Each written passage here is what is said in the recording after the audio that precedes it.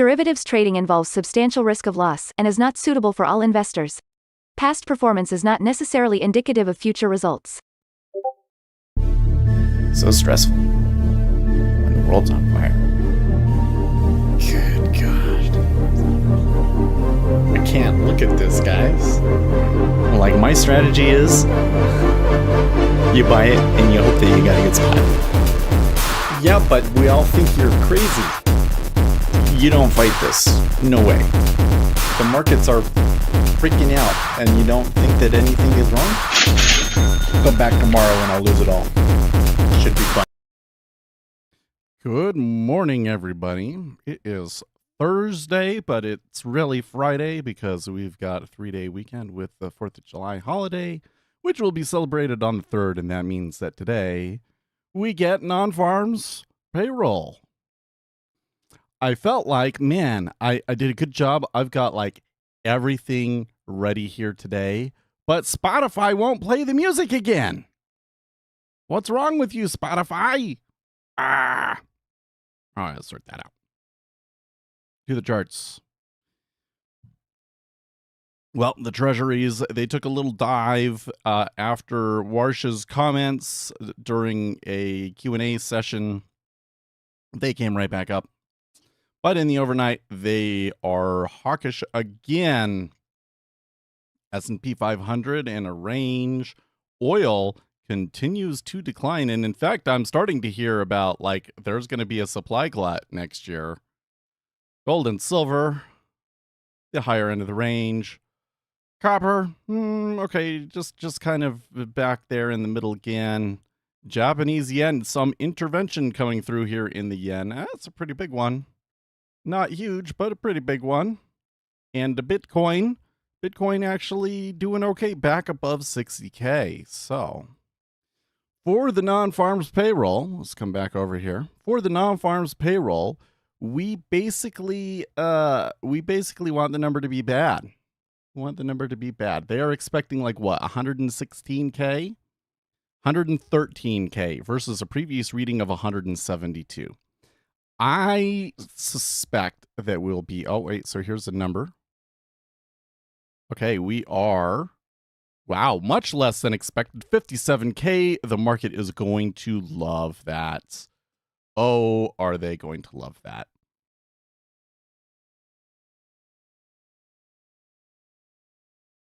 My, oh my. Oh, I did not come in and set my volatility levels. I need to do that.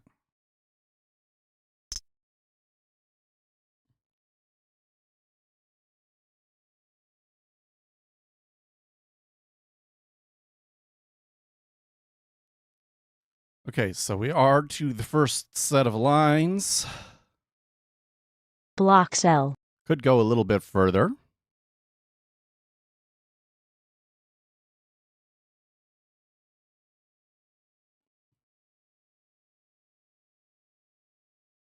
So where's that relative to yesterday? A little bit higher than yesterday now.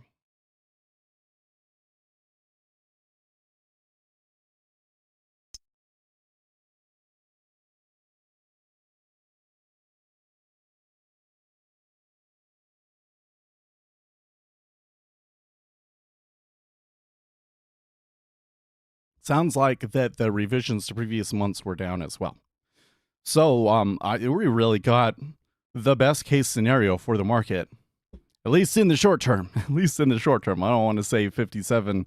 What was it? Yeah, 57,000 jobs created this month is good. It's not. That's actually really weak. I kind of feel like that what they did is they took all of the jobs from this month and gave it to last month. They were like, well, we really need the main number to look good. So they stole all of the jobs from June. Let me try that again. They were like, we really need the May report to be good. So they stole all of the jobs so that we would get the 120K that we got. And that's why this month is weaker. They just moved it from June to May. Well, did you? And no, oh my gosh, the traffic coming back yesterday.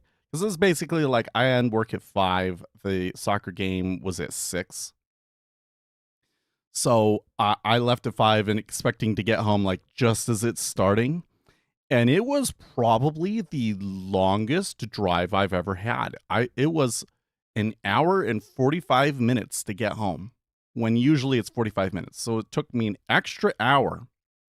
And there was like not any accidents or anything. Like I have had instances where there was literally a multi-car accident involving a semi-truck blocking 3 lanes of traffic, and I got home sooner. Like, what the heck? I don't know what was going on. I guess it was just that it was the whole way. But yeah, it was slow the whole way. So I get home. The first half was already over. And the boys were like, no, I want to watch Tyler Snowy. And my wife was like, no, you can't change it because like I just barely turned it on. So I got on the computer and started talking to Mythos. I didn't watch it. And I was pretty happy with what I got from Mythos. So here's the thing with Mythos. You really, to take advantage of Mythos, you really have to give it something big. You really have to give it something big. So I say that because I gave it, I did a little bit of planning for like session management in our trading GUI, thinking that was a place where we could do a lot. And what Mythos came out with was pretty similar to what I got out of Opus after I went back and forth with Opus a few times.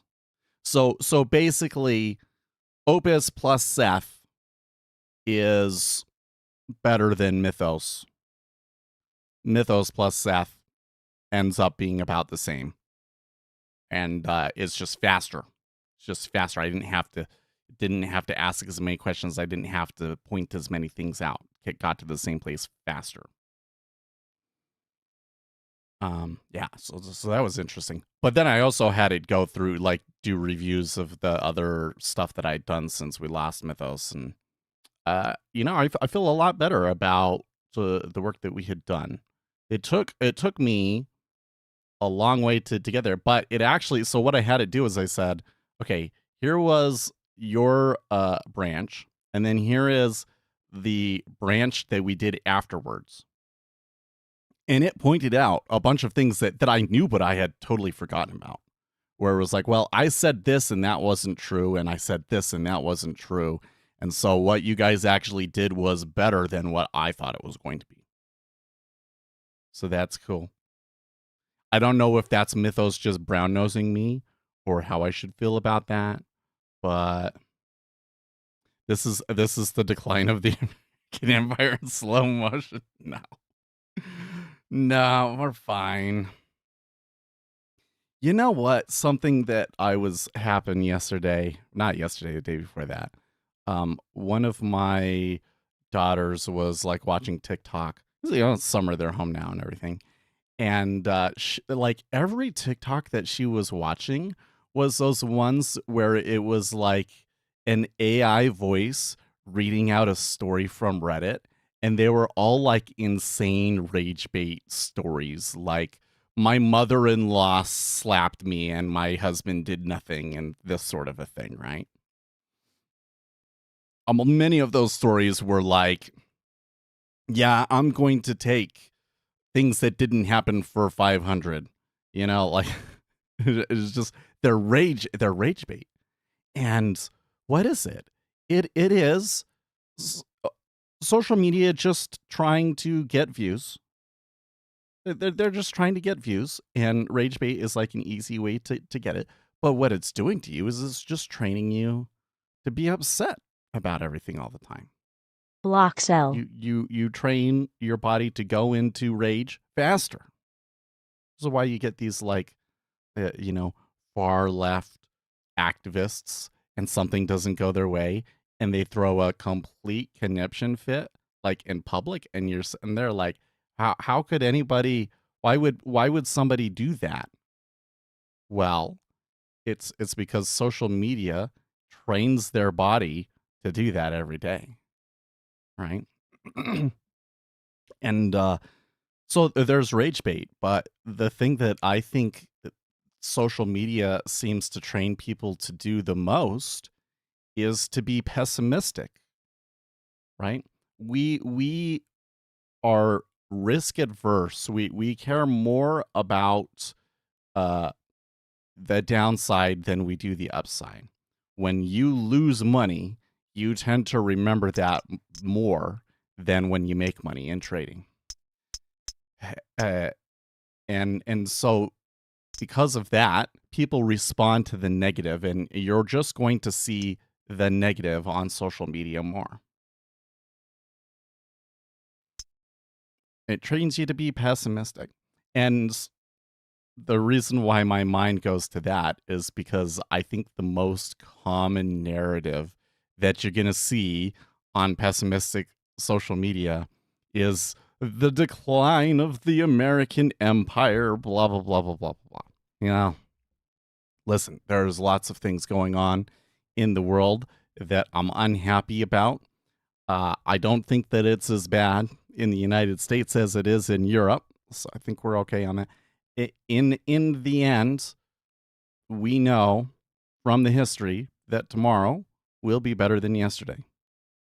And the world is much more interconnected and, all these other things. A lot of the kind of crazy scenarios that people draw out are just can't really happen. You know, like you're not going to have a second American Civil War that is like anything even remotely close to the first American Civil War. If there's a civil war in America, it's probably going to be more like, small factions fighting each other, insurgency, that sort of a thing, and not like a full scale, you know, X% of the population died sort of a thing.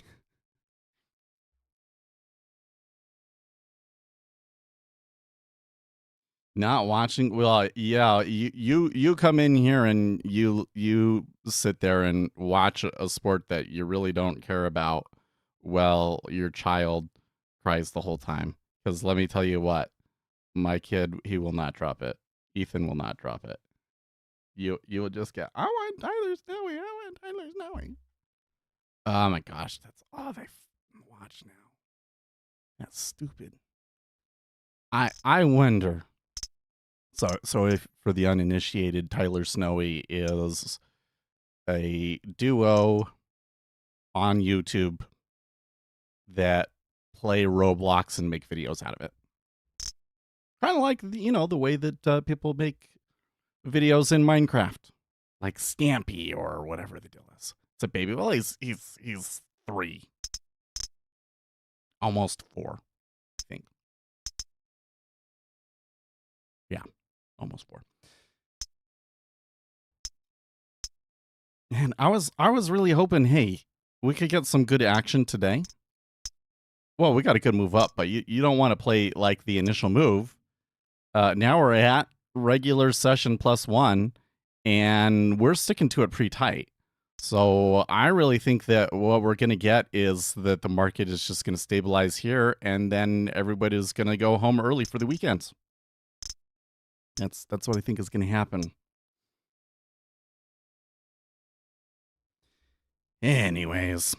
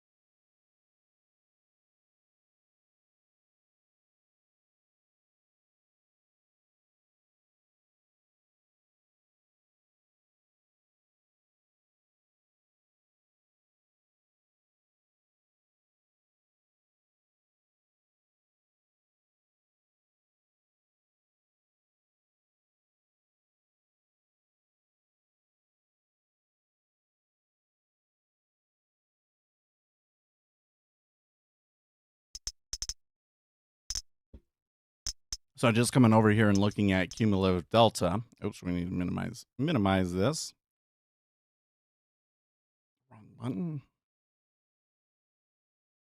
Cumulative delta slightly lower than it was before the news.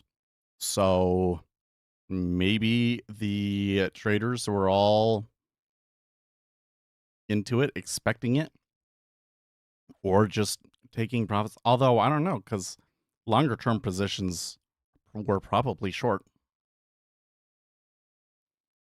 I'm not sure I can really sort that out.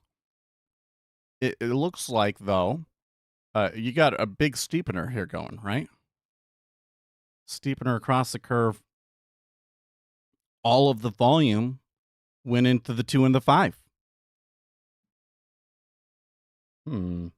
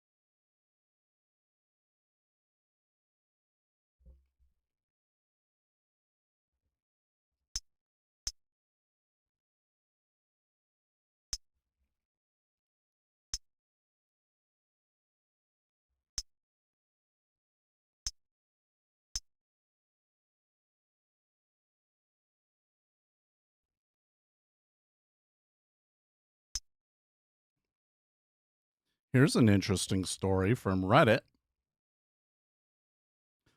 So, the general consensus is to not trust any trading bots because they don't work or whatever. I had a friend pay $2,400 for a bot that trades XAU USD, and surprisingly, it worked very well for him. So, he gave it to me.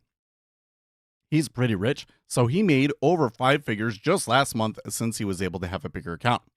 I invested 6K in April and it grew to 8K in July. World's best returns. Yeah, that's pretty good. That's 50% and well, not quite 50% in 3 months or whatever. That's pretty good. Yesterday, I'm not sure what happened, but our accounts were completely drained. I'm not sure if it's intentional or the bot just eroded, but we didn't catch it in time. I'm down 8K. He's down 40K. Crazy experience. Lesson learned. Edit. I looked back. I lost everything in 7 seconds. Yeah. Yeah. That's what it do. You come in and you have this like mean reversion play or whatever. Seems like it works all the time. So you leverage it up. And then the fat tail comes along and wipes you out.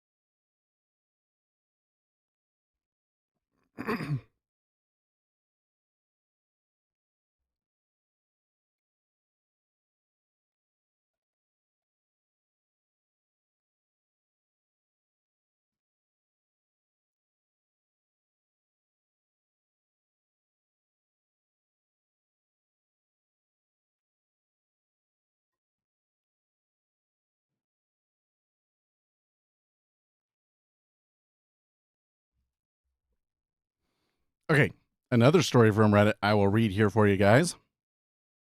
Well, it was a meme. Recruiters, applicants, and the recruiters are all like, she's wearing a beret and they look all sophisticated. They're wearing glasses, and the applicants, their hair is all frazzled and all of this. He says, I really hope people are keeping a running list of companies to avoid. The current hiring landscape is out of hand. Endless ghosting, 10-round interview marathons, fake external job postings meant for internal hires, and companies scamming candidates for free work. Just recently, a company took my resume and salary target, ghosted me, and reposted the job. So I said, oh, don't worry. The recruiters look just as frazzled as you right now. A low hiring market is incredibly brutal on recruiters.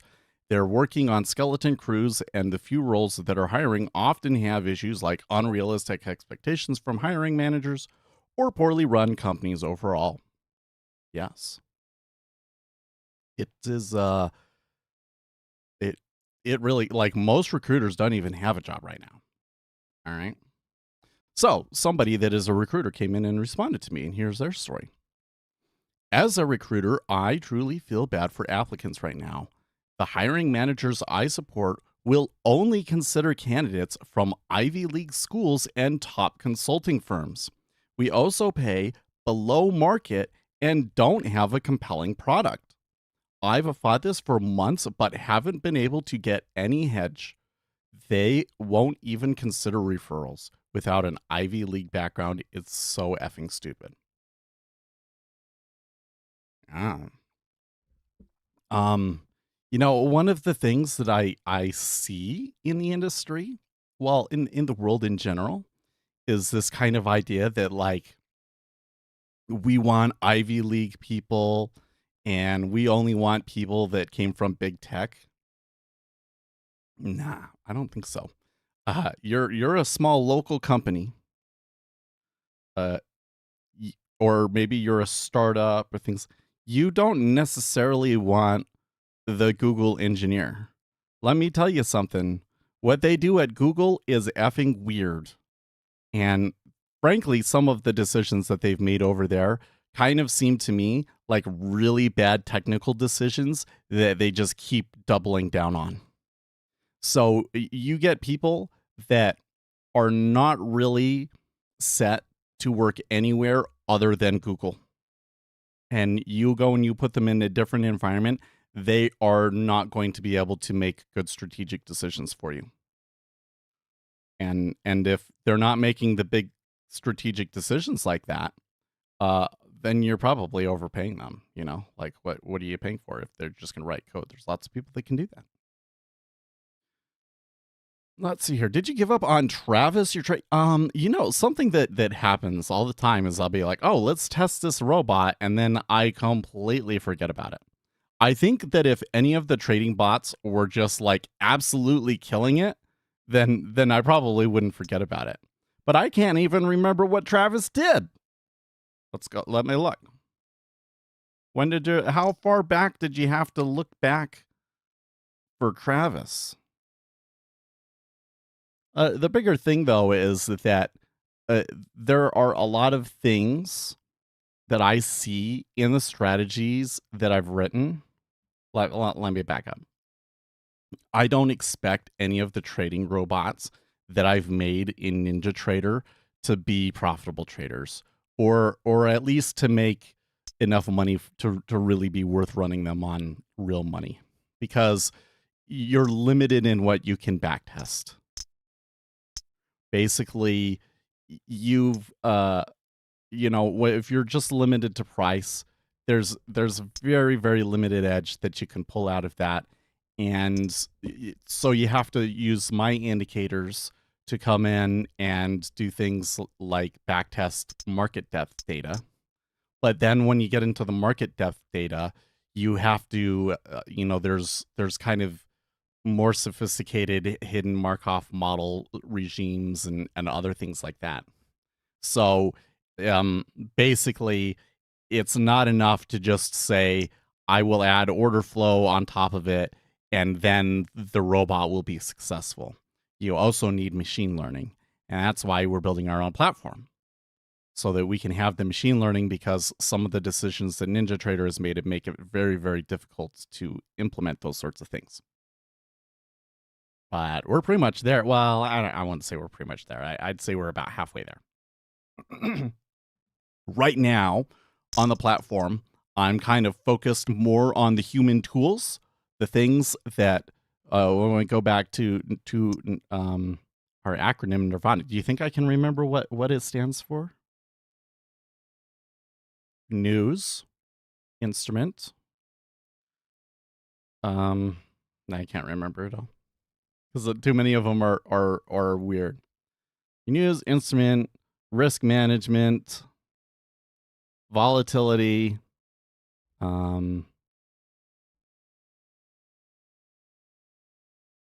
What is the first A? Action, which is order flow. Narrative. And the last A,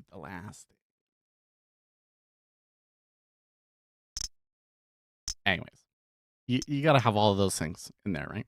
So I am focused on the charting tools you can put on the chart. They give you that stuff.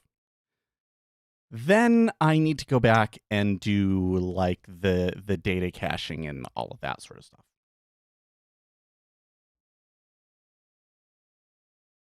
Maybe I should just go straight to the data caching because we got Mythos. NinjaTrader has this new AI. I mean, they kind of always had an AI builder though and stuff. I know they have a new thing, but they had like these generative. So you can come into like new strategy analyzer.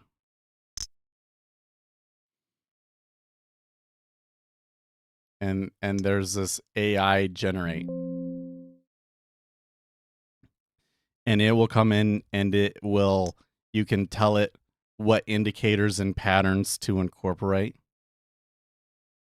And it will like randomly combine them together based on your, it's a whole thing. But this method of doing things is fraught with issues. So the first thing is that I found that the AI generate, like the strategies that it tends to generate are just really dumb. So you have to dump a ton of compute into it for it to, happen on anything that would even be interesting to look at, right?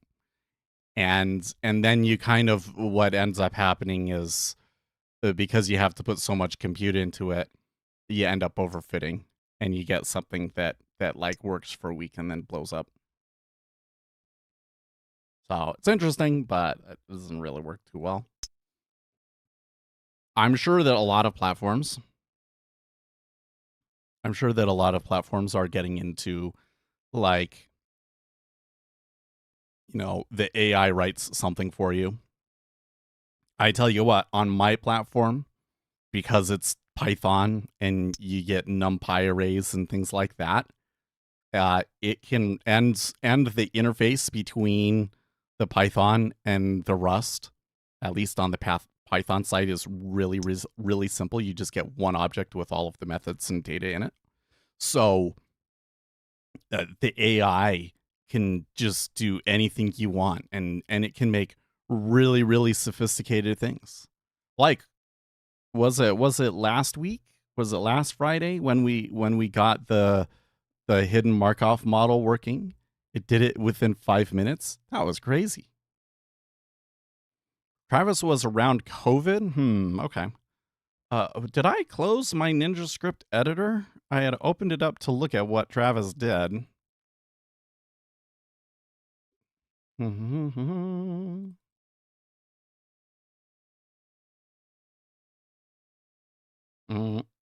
don't even see him on here.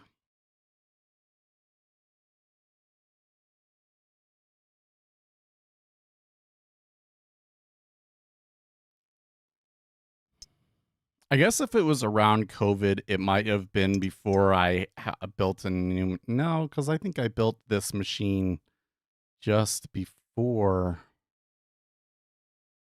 COVID. Brandon, Gabby, Home Wrecker, Indy, J, Joseph Squire, TensorFlow.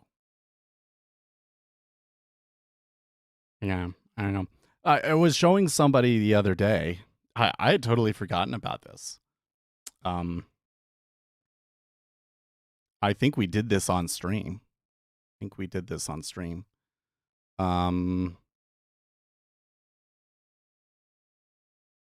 This is called gravity. What gravity does, I'll show you the code. It uses VWAP typical. So what VWAP typical does is instead of looking at every order and what price it was, done at, and then doing all of the calculation to find the correct volume weighted average price for, the whole session and whatnot, it basically just finds the typical price of the bar, which is a calculation in NinjaTrader typical. You can actually come in and change these. You can come into data series and you can say, where is it? Instead of price based on last, no, it's not there. Somewhere in here you can say, actually, I want it to be typical. Oh, it's not that. It's when you do, if you put a moving average on there, you can say, don't use close price, use typical price, for instance. Okay. Anyways, it just assumes that all of the volume for that bar happened at typical. Okay. So what that means is you can backtest VWAP really fast. It's not exactly VWAP, but it's pretty darn close. And it's still like a set thing, right? So yeah. And what does it do? It uses that how far away you are from the VWAP and the moving average to determine when to take mean reversion trades, essentially, is what it does. And when you come and you look at its equity curve, might take it a while for it to load up here. Might be better for me to just rerun it or something.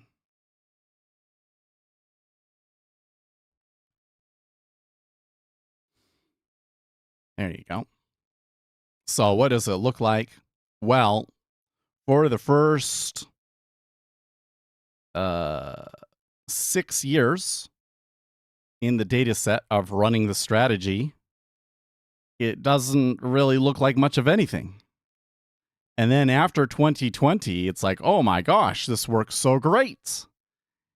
And then after 2022, it turns back into, well, I mean, it's still up, but it's kind of meh.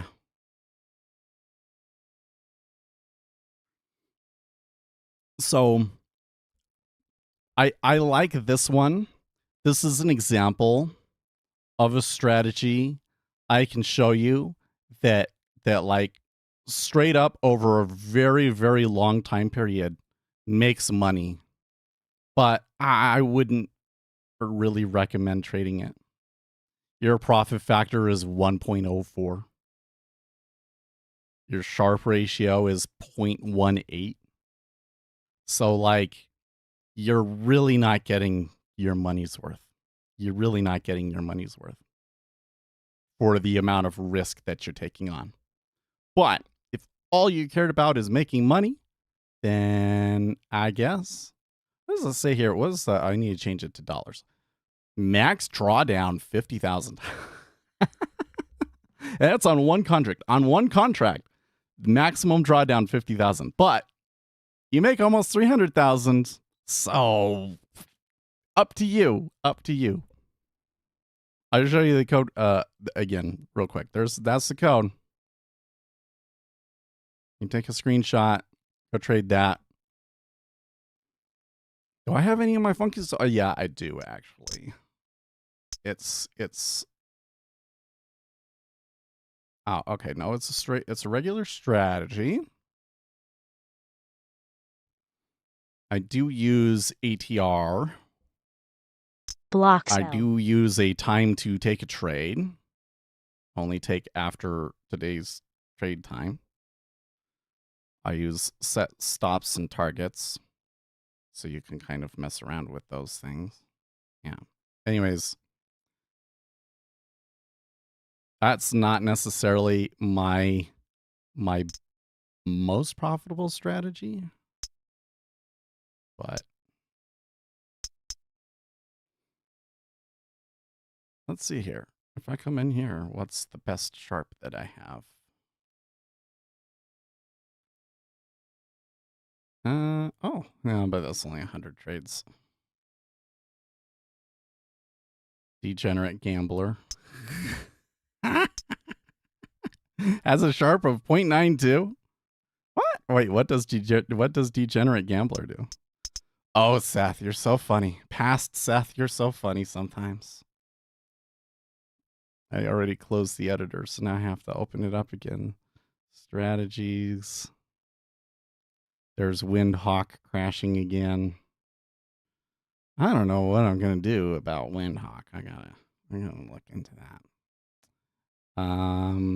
Here he is. Oh, I have 7 versions of him. Whoa. What does he do?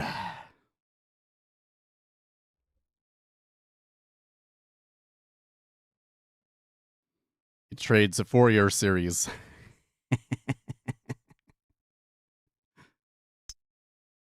Okay. I don't know. I think, though, once we get our trading platform going, we should be able to make some really cool bonds. I think that, though, that I need to do something. When we get to that point, I need to do something to keep myself engaged on it. You know what I mean? Maybe it's just we run them on combines. We run them on combines and we see how they do. That would probably keep me invested in, when I wake up, remember to turn the robot on. Because what'll happen is I'll be like, okay, they're testing, and then I'm not even really paying attention to the way that it performs, and I just completely forget about them. I wonder, do I come over? No, but I don't have any on. I used to have like one on a chart, and it just wasn't running it. But I don't know. Kind of think like, what kind of performance would I need to get out of it for it to like wow me and have me be like, oh, I want to come in today and just watch the robot trade. I don't know. But certainly if, I was having these machine learning on order flow and all of this other kind of stuff, that would definitely keep me interested, right?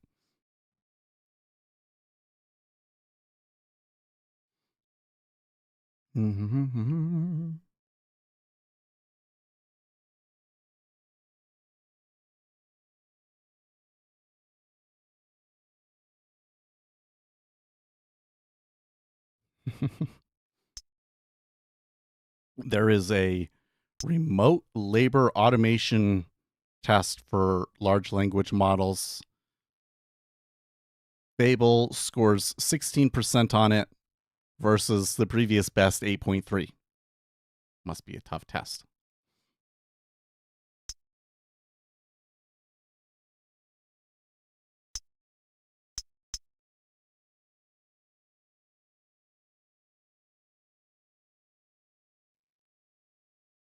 TopStep allows automated trading through their Project X API.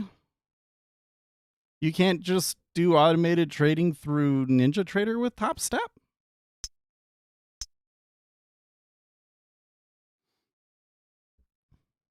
At some point, we're going to have to navigate through the funded trader landscape, and it kind of, I'm not looking forward to it.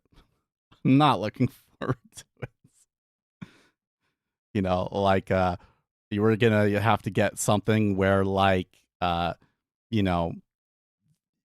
the funded trader program gets you access to our platform, and then they're paying us for the platform, that sort of a thing. They changed over to their own platform, and for the most part, they don't allow other platforms anymore. That's curious. I think Quant Tower might. Why of all of the ones to have the exception? So I was looking at some of these threads. I think we pulled one of them up a couple of weeks ago because it was like brand new. That was basically like a review of all the platforms, and I was going through like the comments and stuff like that because I'm trying to figure out what are the things that drive traders that I'm missing. I feel like I have a pretty good idea of what traders want and what they're using and things like that, but there's a lot of decisions that people make about what platform to get and things like that that don't necessarily make sense to me. So I think that there's still some research to be done there, right? And um I would say that the feedback on Quant Tower tended to be overwhelmingly negative. They thought that Quant Tower was laggy, which I don't remember experiencing that when I used Quant Tower.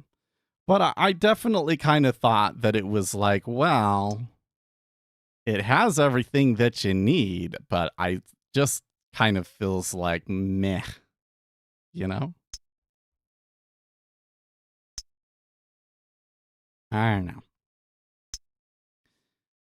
But I could totally see somebody like Top Step saying, well, when we get a sign up and they choose to use NinjaTrader, we're paying NinjaTrader some sort of monthly fee. And if we can just use our own platform and our own everything, then that decreases our costs. But I would think that some people would not be as interested in using it if they don't have the platform that they like. But then I think about it and I'm like, who am I kidding? Most retail traders don't know anything about the software. Most people that come in and do this, they have never looked at this before. They just got into trading, and so they've only been familiar with what platforms are out there for a few weeks. So if they come into Top Step Trader and they're doing one of those, they're not going to know anything about, if the platform is good or not. So they could reduce. Probably, though, most of those funded trader programs out there aren't going to be doing enough to make their own platform. If you can't do it manually, how will you do that? Automatic? Which part are we talking about doing automatically? Well, I really think that what's going to happen when we get into the more of the machine learning kind of strategies is that I'm going to find a lot of things that totally work, but I just can't execute fast enough on it. Like even go like what is the word, co-located servers and everything, and it still won't quite be enough to deal with the transaction costs and slippage. That's my guess, but we'll see. The other thing that I really want the platform to be able to do, this is kind of longer term plans, like longer term plans, because we're put the platform out. Initially, it's not going to do trading. There's like extra work and compliance sort of stuff that you have to do to be able to submit live orders. So that is not going to be a day one feature. It will be like a day two feature, right? We get that and the back tester. Okay, so that's kind of like midterm plans. And then after that, the longer term plan is update the back tester to be better at back testing longer term holding strategies and portfolios so that we could create like a real CTA strategy, right? And I think when we start doing that, what we're going to find is, oh my gosh, there's all sorts of great things you can do that make money. And then the difficulty or the question will be, what kind of performance can we build that would attract investors, that like they can't get that anywhere else, or something unique about the performance of it that makes them want to invest in it? Somebody that already has a lot of money, because you're talking about millionaires, right? What We'll see. I suspect TopStep moved away from the Trade of 8 platform after numerous technical difficulties and outages in the past. Yeah, that one's right. But then tell me this, is TopStep's platform a desktop platform or a cloud platform? Because I think, honestly, in all honesty, I think that the issues Trade of 8 has had are inherent in a web cloud platform. It's a cloud platform, but they're working on a desktop application. Yeah. So the thing is when you have a cloud platform and you make a mistake, it's out there, everybody experiences it until you come in and you do something and you fix it. Whereas if you have a desktop platform, you put something out and you have a mistake, there's going to be like early adopters, they might experience it, but not everybody's going to update right away. Some people are going to wait and see how it plays, right? So the risk of a change, the risk, or not, that's not the right word. The damage that is done when a bad change is put in is basically worse when you do a cloud platform. So what do you have to do about that? Well, there's all sorts of strategies. For instance, you have a staggered rollout.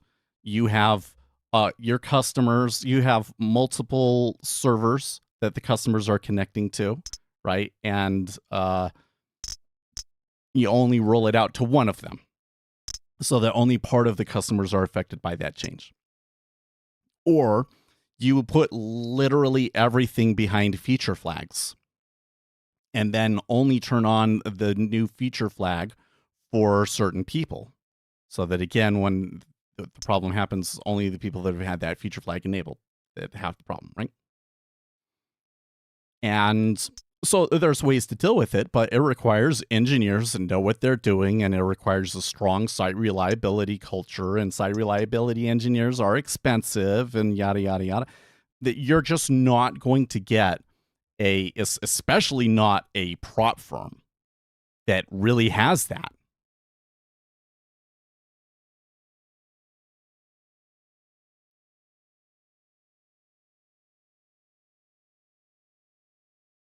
They had reliability issues with their own platform and had to hire back the original developers to improve performance and reliability. It's so funny. I sometimes I really wonder, because you know what's going to happen. I'll put my platform out and I have all of my things like, hey, these are the mistakes that people make. It needs to be a desktop platform. So that there are issues with web platforms. I think that on the pricing side, it's probably best to have both a one-time lifetime license and a monthly way to get in. It seems to be like industry-wide the way that things have gone. You need to have everything in one consolidated platform.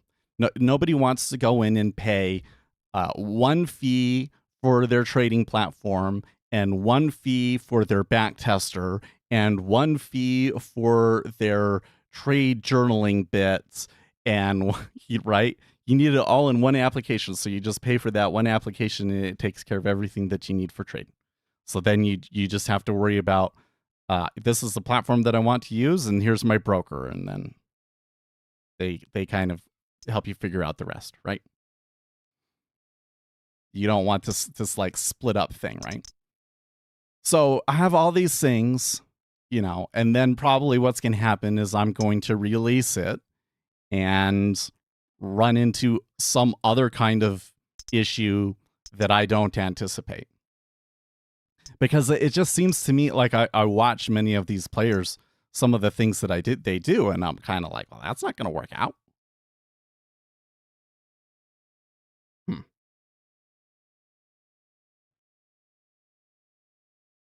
Desktop platform, different thing. different set of issues and risks, but ones that I think are better suited to trading.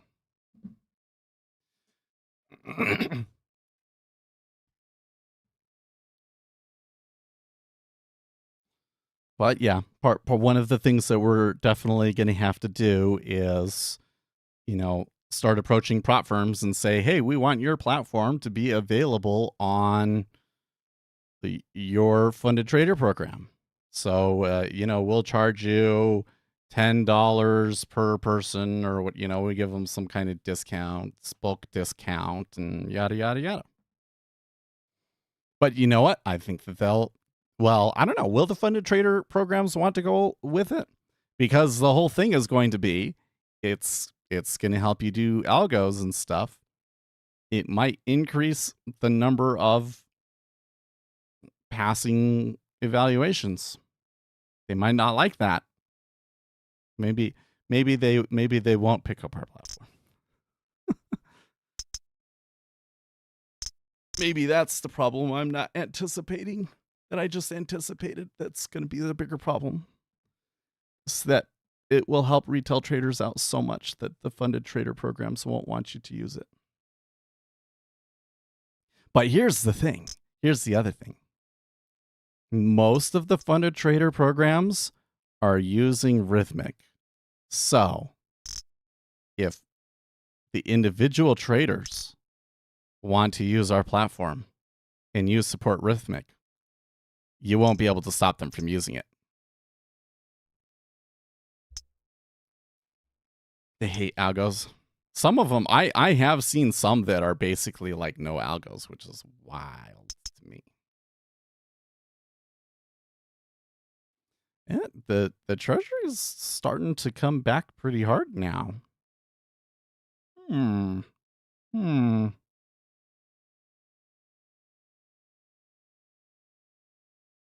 At one key level right now, so I kind of think you get a decision. Do you want it to go back up here, or you think it's going to go all the way back to the open? There's some big selling in here. I'm not sure what to make of this. I was not expecting that kind of flow.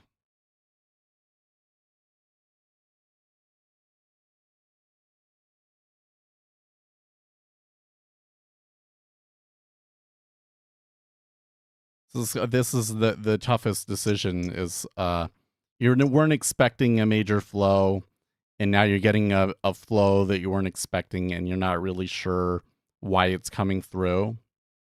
Do you switch plans and try to trade it, or do you just stay out because you don't know what's going on? And more often I lean on staying out. But let's just say, for the sake of tracking and everything, that if I was forced to take a trade here, I would take the short on it coming all the way back. What are the chances of that happening? I kind of think that it coming all the way back seems a little too fantastical. So, but let's just kind of keep track of it, and we'll see what it does.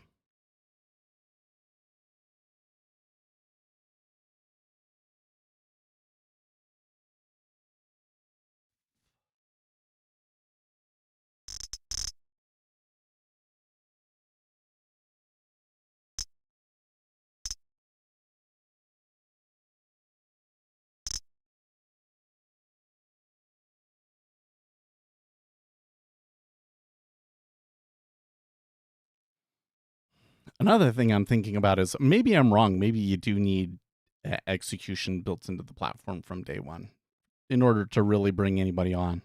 Because I know that I would be like, well, if I can't completely switch over to it by having execution, I don't think I would get it.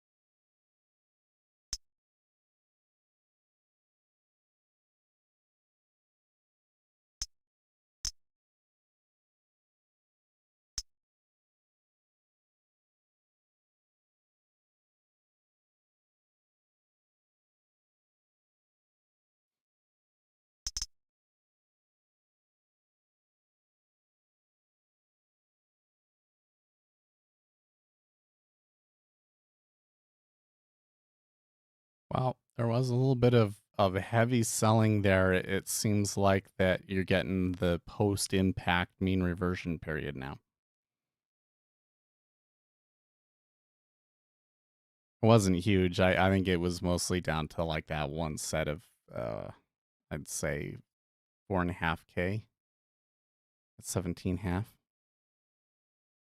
And then there was another 4K that went off at 17. Okay, so it was pretty big. It was like almost 10,000 in that area. Somebody dumped. Now my financial juice disconnected on me.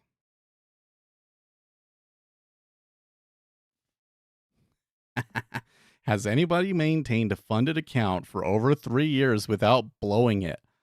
There's no, I'm going to bet you that there's not a single one. Maybe it would depend on which funded trader platform. Like maybe Top Step has some, but I'm gonna bet you that it's like you can count them on one hand. People that have kept the same funded account for 3 years. In fact, I think you would be hard pressed to find anybody that's kept it for more than 6 months.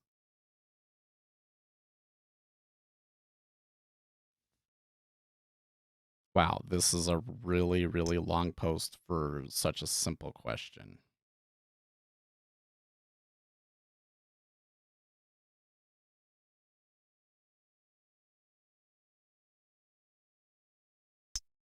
I traded one time a prop account and then I got blown up by a ghost order. I didn't enter. You couldn't. What? That's yeah. They totally did that to blow your account, didn't they? They were done with you. They were happy to have you because they were having to pay you out. They were glad to get you off. I don't trust them. Yeah, I wouldn't. I mean, this is kind of like one of my cardinal rules here. I think is, don't do business with somebody that has every incentive to screw you over. Just don't put yourself in that position. They pay you out of their pocket, so they have every incentive to screw you over.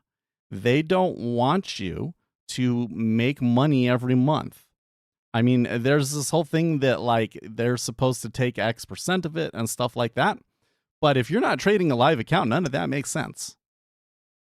Right? If you're not trading a live account, they don't make money from you successfully trading. No. They only make money from you doing the combine over and over and over and over and over again. So there's a fundamental misalignment. And then I keep seeing people trying to do some weird things to maybe kind of fix that. Like, oh, well, even though you're taking an evaluation, we'll still hedge it by taking the opposite position. That's not gonna work. You're just gonna lose money, bro. It gets crazy.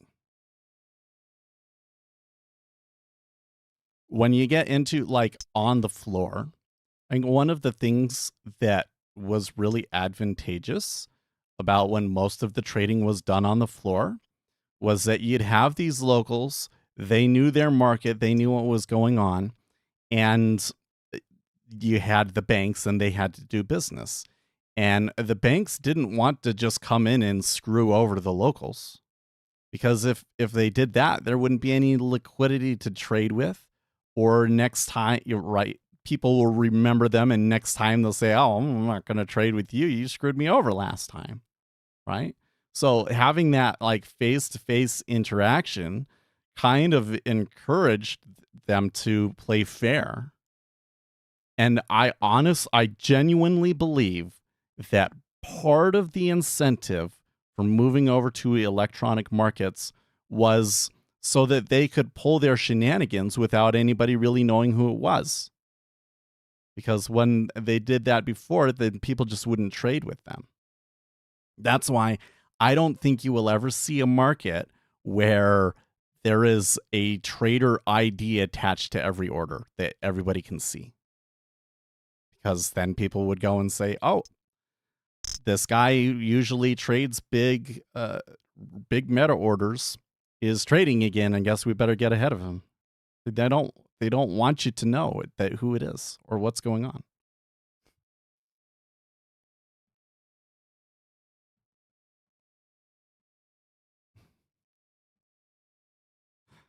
Anyways, going back to this post, it's like a huge essay, and somebody posted, I don't need to read all of that to tell you that A, nobody has achieved this, and B, you won't be the first.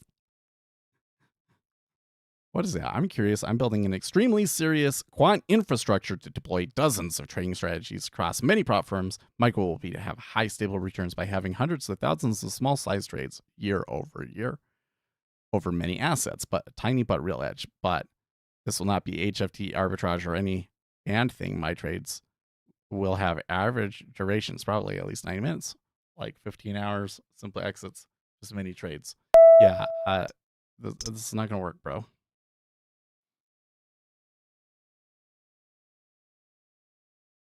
What makes you think that you are doing something unique, or you have a skill that's unique?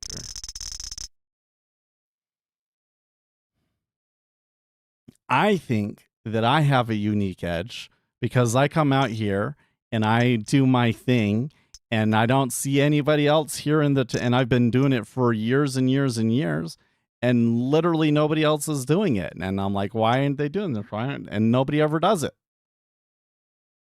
Even though I know it can be done, because I'm doing it now.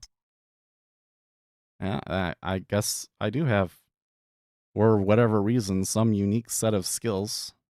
Combination of experience, the programming, the market experience, and the content creation experience that nobody else has.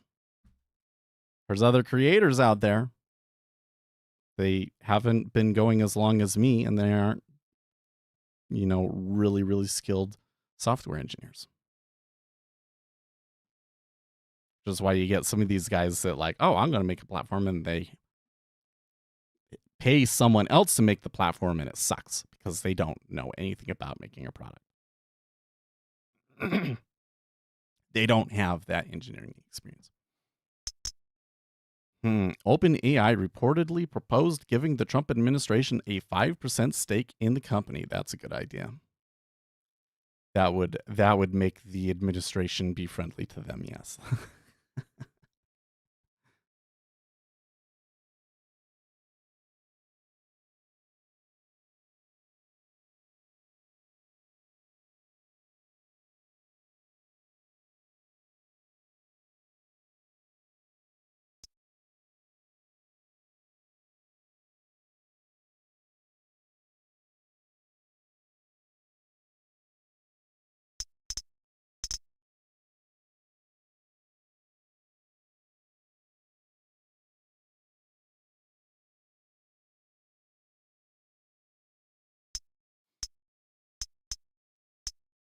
Oh man, it's good. You know what? I didn't turn my fan on, and it's starting to get warm in here. Let me go get my fan.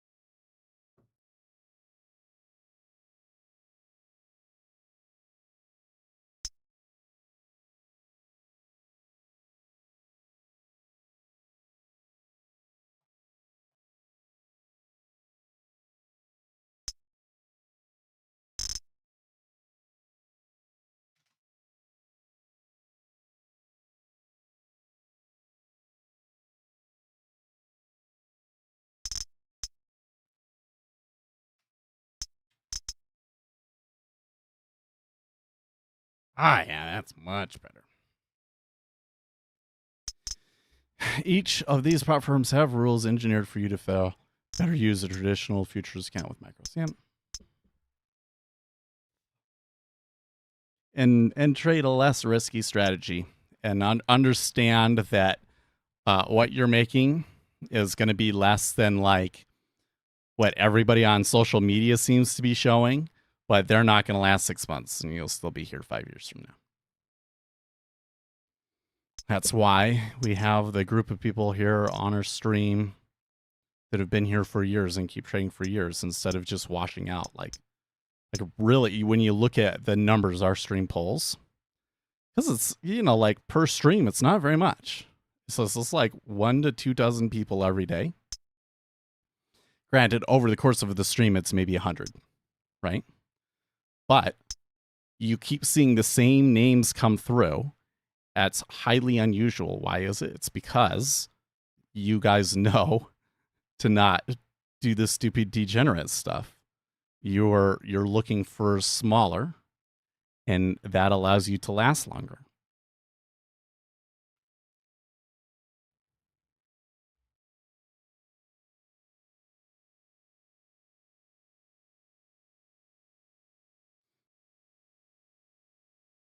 Speaking of us, where's Uzi?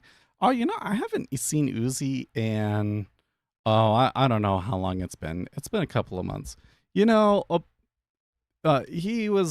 been dealing with some things anyway, like this dog died and stuff like that. And I kind of got the impression that he was losing interest in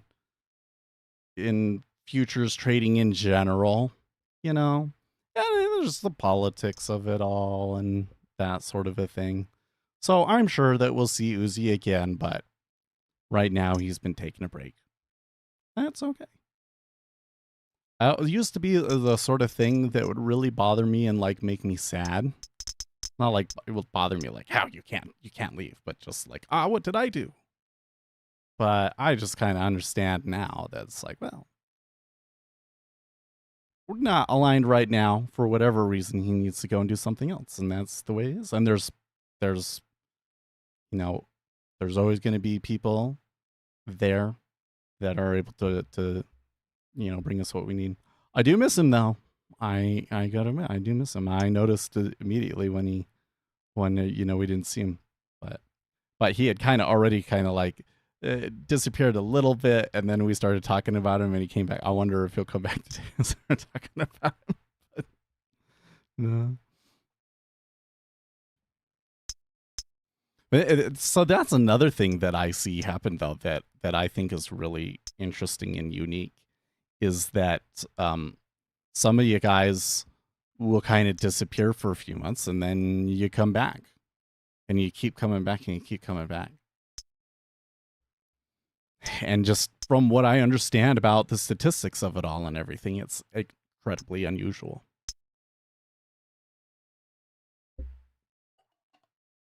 And it's probably my biggest accomplishment.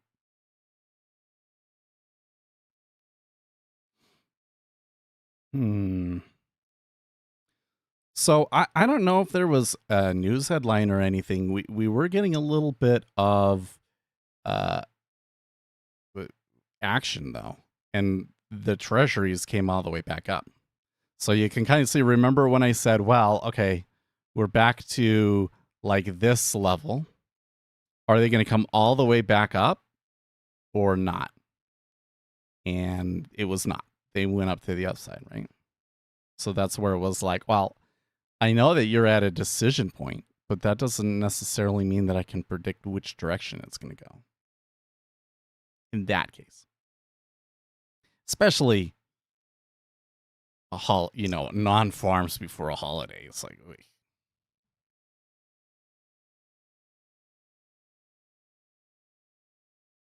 I wonder. Okay, this is the more I think about this, the more I'm like, oh my gosh, I'm so stupid. Do you think that Japan knew what the number was going to be? So we kind of suspected that there would be some intervention going into the holiday because they want to use the lower liquidity and everything to take advantage of that and have more impact over the long weekend. But they did it before the non-farms number. You it totally makes sense. You know what the number is going to be. You come in, you do the intervention. You're going to make money on it because then the non-farms is going to go even higher. So I'm kind of thinking that seeing the intervention in the Japanese yen ahead of a non-farms report should have been like a huge red flag, like, you know, like not just a red flag, like, you know, it's all lit up with LED lights and arrows pointing right. Like, this is how did I miss that? And in retrospect, of course, when it happened, I didn't think anything of it. But now thinking back on it, I'm like, oh, it's so obvious. It should have just, like, when I saw that, came in and saw that there was intervention in the Japanese yen ahead of the news, I should have just gone long treasuries right there. Ah, well.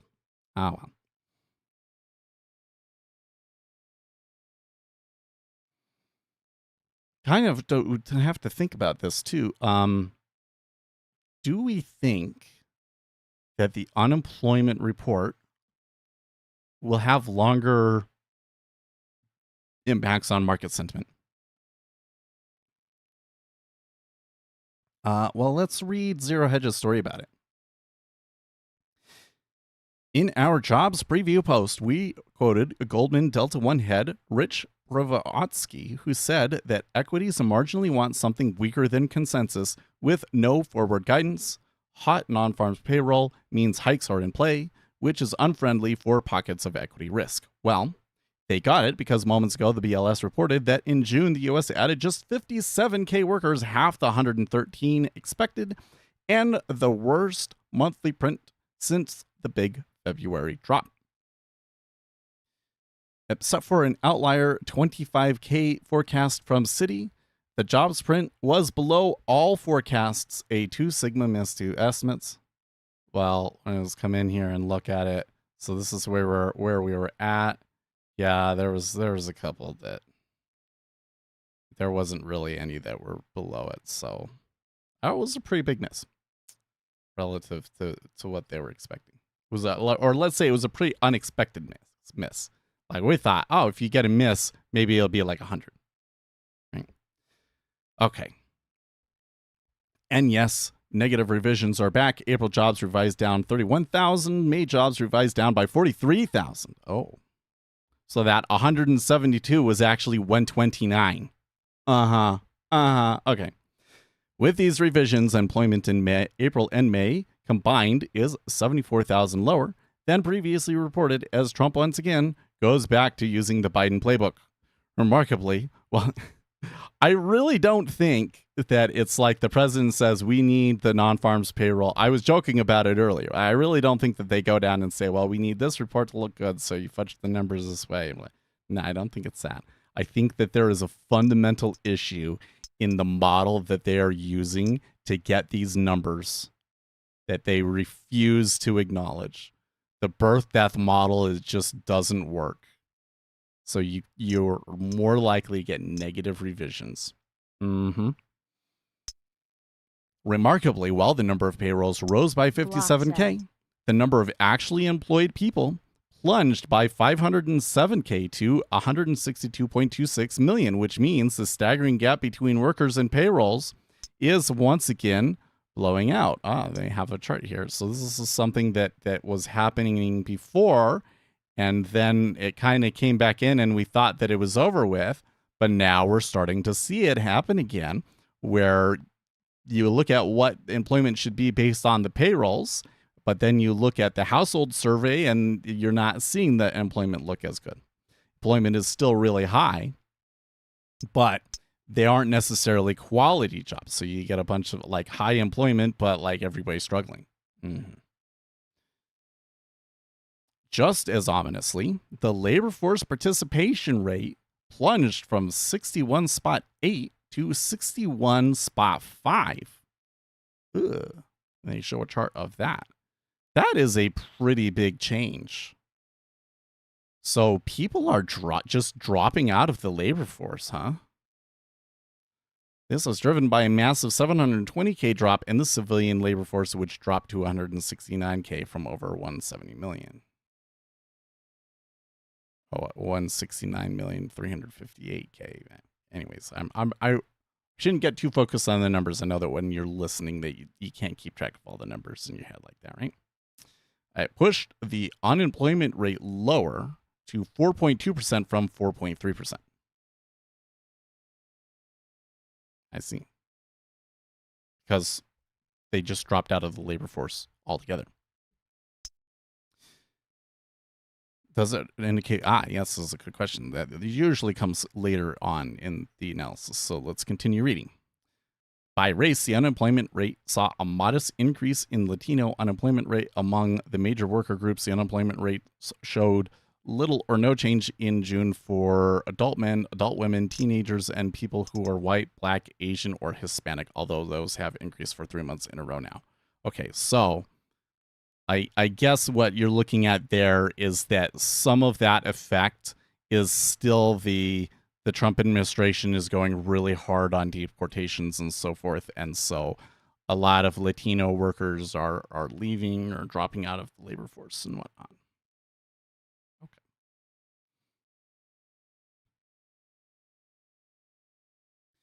The number of long-term unemployed, those jobless for 27 weeks or more, changed little at 1.9 million in June, but is up by over 286,000 over the year.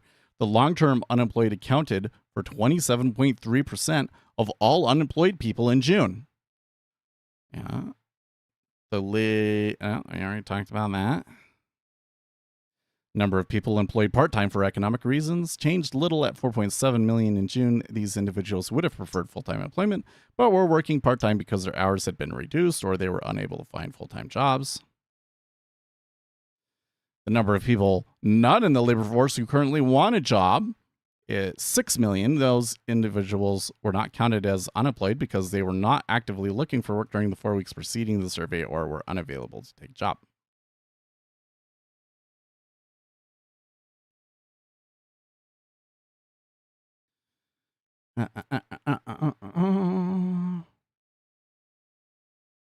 Employment in professional and business services continued to trend up in June. The industry has added 172,000 jobs since a recent low in October 2025.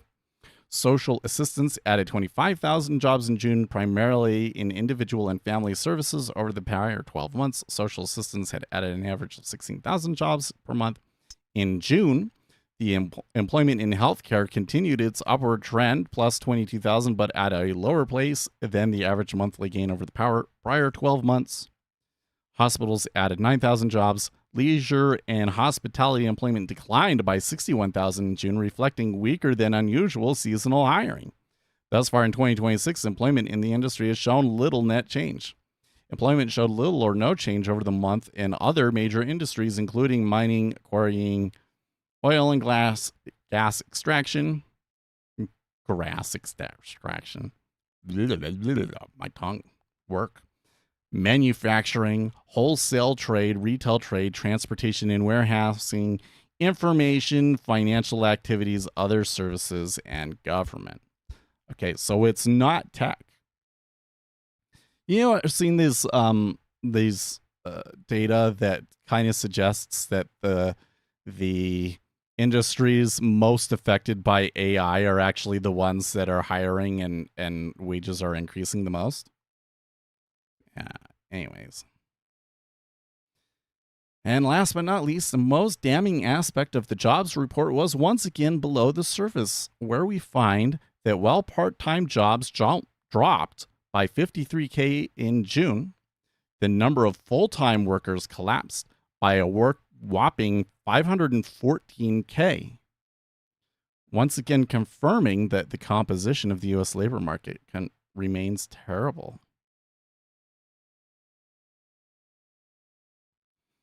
Which means that the number of full-time jobs is now at levels last seen in 2024. Yeah, it's not good. The market reaction in response to the weaker than expected number odds of a rate hike dropped notably. Although with no forward guidance from the Fed, it will be largely unclear how Walsh will interpret the data. I don't think so.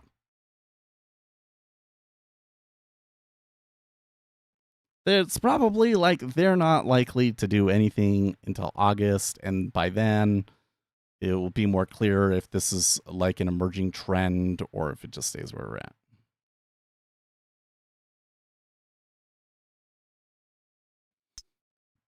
Well, interesting. Now, I'm thinking back on Spotify. How come I can't get Spotify to play?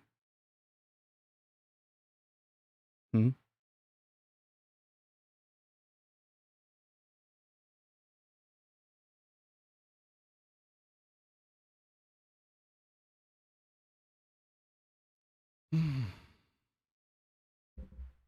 It's just too quiet, you know?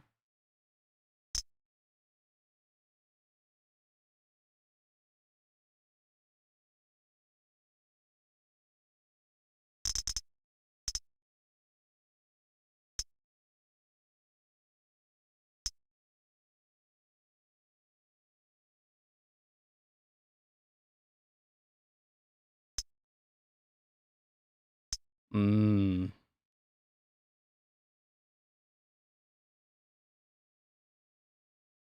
It's because I'm using the web app.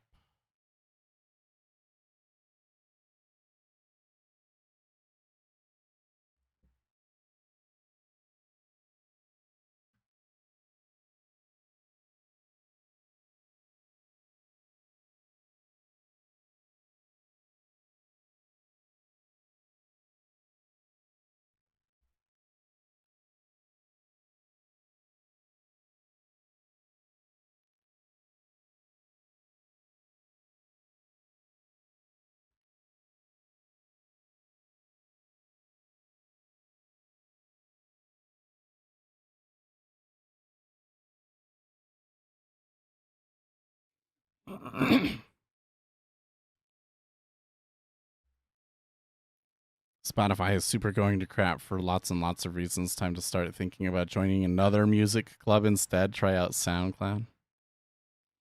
Yeah, but do they have like the only reason I pay for Spotify is um because I get the royalty free music that I can play on the stream, right?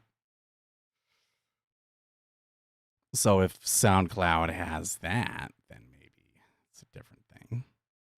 Oh yeah, so I do it from the Windows Store. Microsoft Store. Spotify. Install. Did you see this stuff where like Spotify was saying like the number of code that they have shipped and all of this sort of stuff is like gone up exponentially? And then I'm kind of sitting here and I'm going like, well, except for that I really haven't noticed anything different with Spotify, and but I have noticed that it was down.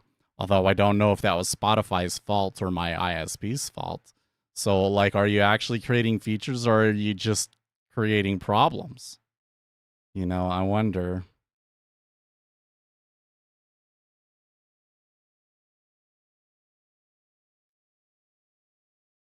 Let me do this over here.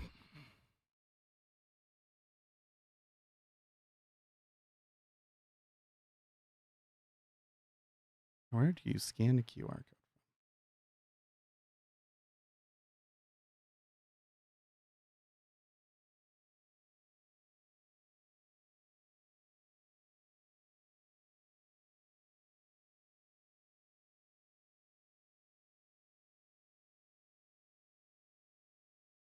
Maybe you just do it as a regular.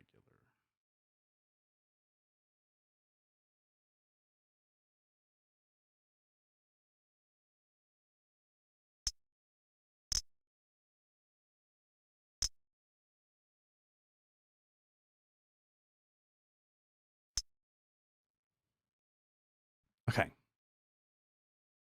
we're logged in. This is the full app. It's better. Okay, so then we go to Hype Tracks and we say play. Ah.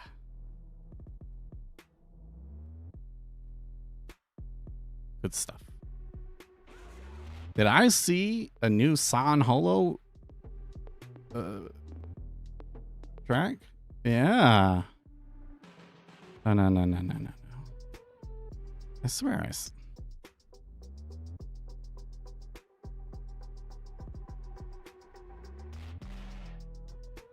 yeah, we just find him. Hold on a second.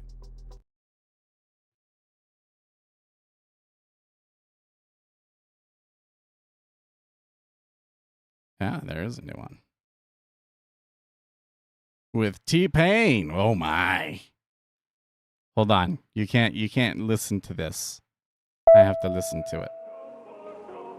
In 5 minutes time now, at the top of the hour, we get the US factory orders month over month for the month of May. Forecast -2% and the prior 4.8%, with a range of 4.1 to -3.7% expected.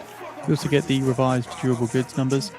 Forecast -4.5%, unchanged from the prior. Core durable goods. You can still hear. No, you can't hear. There we go. Oh no, it's this one. It's this one. You shouldn't be able to hear. Okay, now you can't hear. We're gonna get flagged. It's okay.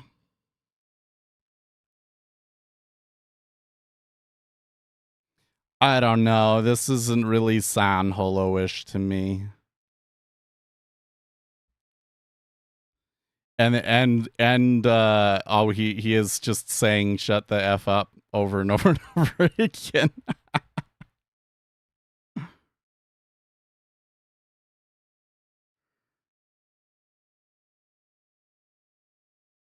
Read those two. Oh yeah, okay, hold on. Yeah, it's just kind of like it's not wholesome rhythm. That's why I like San Holo, is wholesome rhythm. I'm pretty sure that more and more is on SoundCloud. It's just getting used to it. SoundCloud is the higher quality platform you go to when you're sick of low quality. I don't know. Okay, well, let's finish reading. Low quality 24K bit rate response, and Spotify is so crappy anyways. The reason you haven't had as many issues with Spotify is because you pay for it and you still have issues. Did you guys know that recently YouTube, owned by Google, removed lyrics from videos from auto loading unless you pay for premium? Like, you can't. Oh, that's interesting. So I have a SoundCloud account, right? Like I was one of the first SoundCloud users. Do they have a paid service now? I don't know. I kind of got burned on SoundCloud because I had some sick remixes. They weren't sick remixes. They were just okay. But those were the ones that were like doing well on the account, and they like removed them. And it was really frustrating to me because it was like, oh, okay, so you'll remove mine, but then all of these other people over here, you won't do it. And it wasn't fairly applied. And they keep going back and forth. Like, you do that, and then a year later, you do it and it's okay. And then a year later, they change policy, and now it's not okay. And now it is okay. And they keep going back and forth. Like, SoundCloud has made tons of mistakes. It used to be that in the EDM community that just everything went through SoundCloud. And while SoundCloud is still somewhat popular, it's not like the end all be all like it was. And I mean, can you really do SoundCloud like Spotify, where you have like playlists and it will recommend tracks to you and things like that?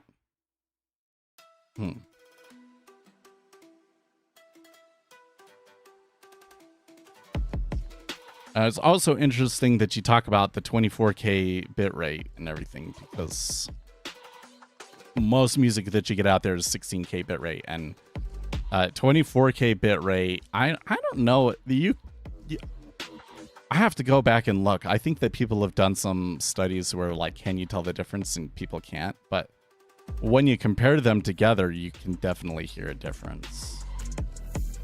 You take one of my tracks and they convert it over.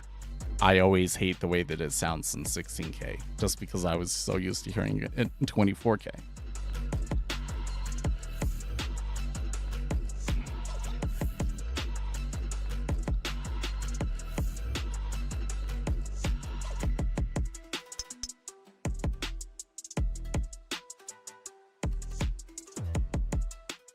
Turn it down a little bit.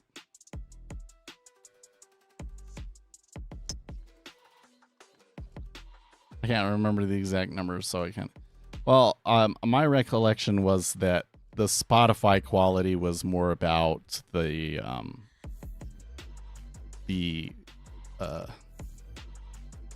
compression quality, that it was like 320K, or maybe it was. It wasn't the 128K that became so common.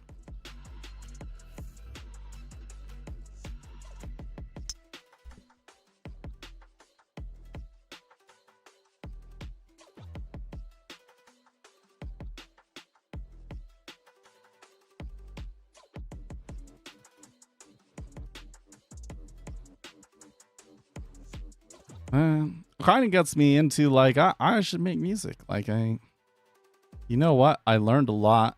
I got a lot of stuff done. I like the stuff that I make now.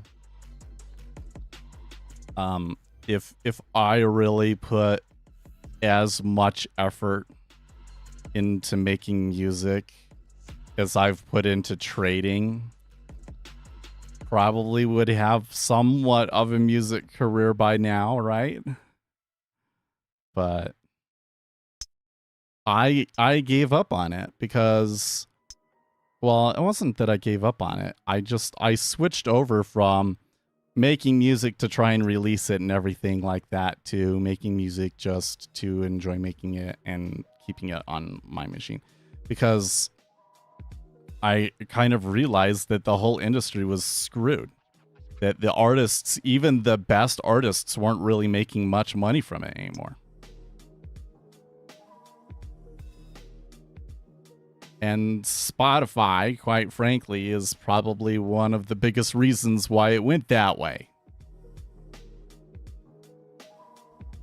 So what you gonna do?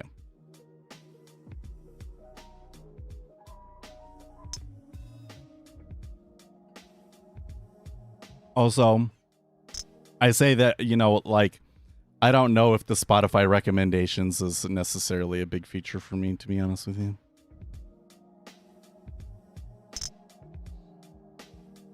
The truth is that almost all of the listening that I do on my own is mix podcasts, and that's where I find tracks.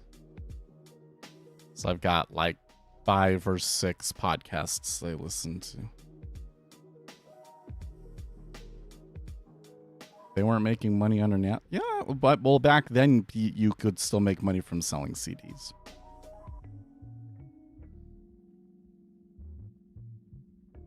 But it was kind of the evolution that happened, was that the artists got squeezed more and more until the last 5 to 10 years. It's kind of been like, what's even the point?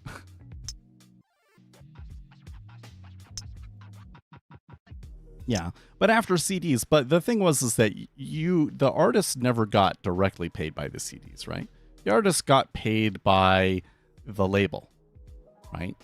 And so what's happened is, as that went away and everything moved over to Spotify, the labels started changing the deals slowly over time. So it took a while for people to feel that. It wasn't like a cliff. And then you would be like, oh, well, that's okay, because you should make money from the streaming. But the amount that they make from the streaming is pennies. Pennies. It's so crazy. You can have a big track go off and you hardly make anything. Then you go and you look at YouTube, where you're getting paid a percentage of the advertisements that are played on your video, And you have all these people that become multimillionaires from it. Yeah. Spotify's giving artists a raw deal. It is. The rate that they're giving them is dumb, basically.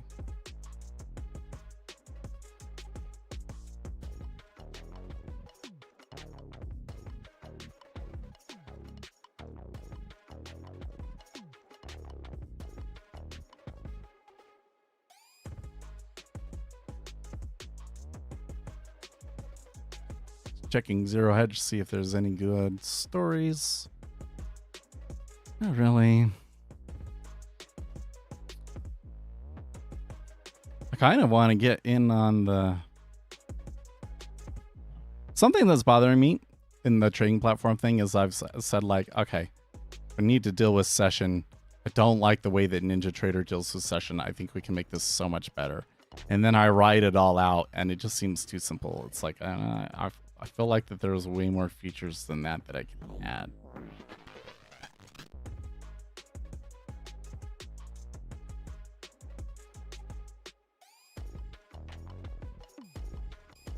Let's try asking Club.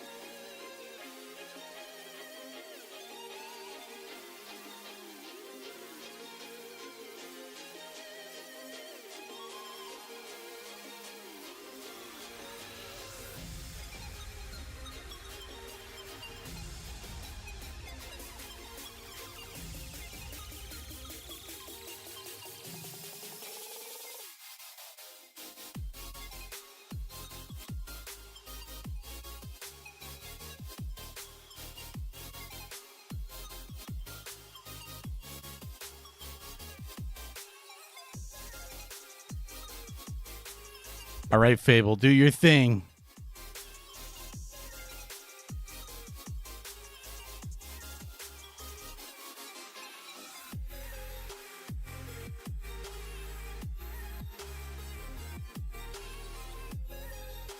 Change my view. In the U.S., all in-state public universities should be capped at $8,000 in tuition.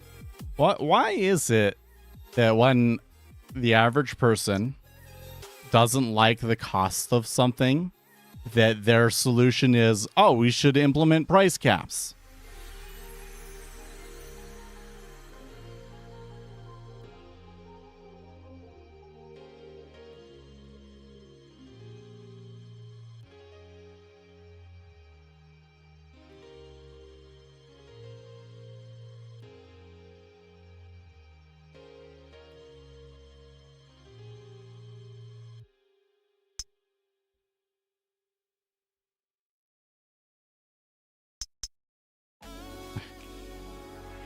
This should be a fun thread. 12 minutes ago, most indicators indicate nothing. The entire squiggly little circus is lying to you. I strongly believe most traders are thoroughly infected by a reliance on so-called indicators like MACD, RSI, stochastics, moving averages, Bollinger Bands, and the likes. An entire squiggly little circus of visual noise that inherently shows absolutely nothing regarding what is happening in the markets. Depending on these metrics is no different than depending on a coin toss. Most indicators indicate literally nothing. This is Guy, the Composite Man.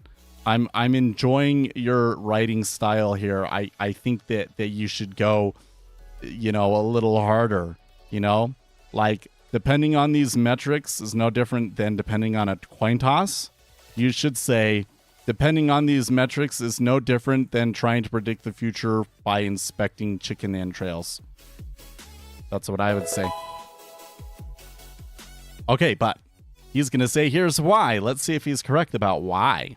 All indicators mentioned above simply shove price data through a rigid formula and spit out a line that mimics a new discovery. In reality, nothing is added. Existing candles are merely redrawn with unnecessary extra steps.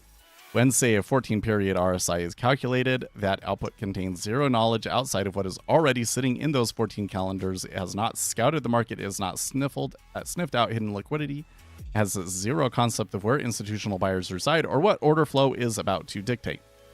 These mathematical constructs repackage what price is already achieved into a prettier shape and present it as a gift. Consequently, calling them indicators is a fundamental misclassification. They do not indicate, they merely reflect. The implementation of look-back periods introduces a layer of profound statistical incompetence. Utilizing a 14-period RSI, a 20-period moving average, or a 26-period MACD begs the immediate question.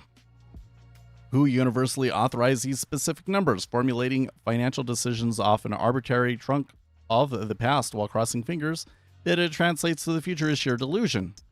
Furthermore, the fact that underlying timeframes being entirely artificial constructs makes the whole look-back concept even more stupid. The market is a continuous, relentless auction. It does not pause to represent a clock.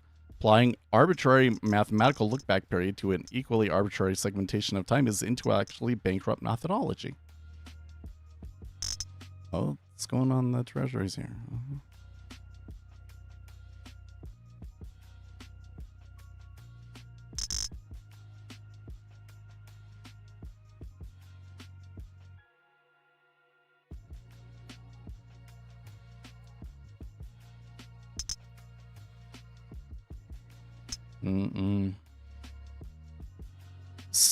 So the story is some European powers have come to the conclusion that in order to have ships transiting the Strait of Hormuz, that they will have to pay some sort of fee to Iran, and they've just accepted that.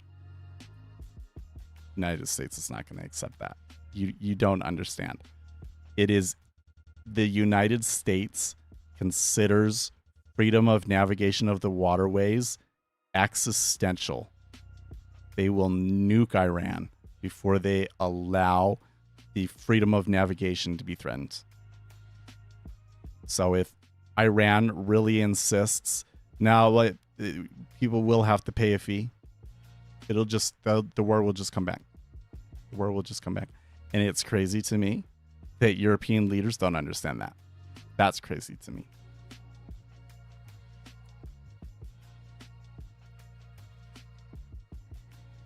Okay, anyways. Furthermore, the fact that underlying timeframes being entirely artificial constructs makes the whole look-back period even more stupid. The market is continuous, relentless auction. It does not pause to respect the clock. Applying an arbitrary mathematical look-back period to an equally arbitrary segmentation of time is an intellectually bankrupt methodology. Okay, so from the words that he's using and everything, I wouldn't say that he said anything wrong yet, but it sounds to me like he's obsessed with the footprint chart, right? He thinks that the footprint chart is the thing that can have predictive stuff in it. Inevitably, the standard defense is mounted, but bro, 200 SMA works. No, it doesn't. When such an indicator seemingly holds, its underlying mechanics must be ruthlessly scrutinized. A 200-period moving average of what exactly? Daily intervals? 5-minute intervals? What empirical logic dictates that averaging 200 arbitrary slices of time suddenly yields a tradable edge? Furthermore, this statistic mathematical formula remains blindly agnostic to system shifts, geopolitical conflicts, or high inflation environments. Ultimately, contorting historical behavior into a smooth line is not, and never has been, a reliable metric for forecasting future market dynamics. On a daily basis, it has. Okay, well, maybe we need to tell them that. The lines themselves possess zero magical forecasting properties. Occasionally, the mathematical output simply coincides with raw probability and structural market dynamics. More frequently, a few million market participants are staring at the exact same line, resulting in collective market reaction when price arrives. A genuine professional grade indicator must satisfy a strict mandate. It must surface empirical phenomenon that genuinely exist in the market, but that the human eye cannot natively process fast enough. It must point out critical present moment detail that provides logical confluence for an entry. I love that he uses empirical.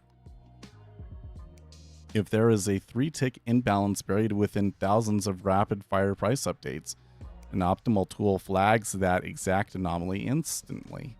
When cumulative delta quietly diverges from price action, a proper tool visualizes up, so he likes the divergence. So every swing high and low does not have to be manually audited. If a specific price level is being aggressively and continuously absorbed by passive limit orders, that data must be immediately displayed.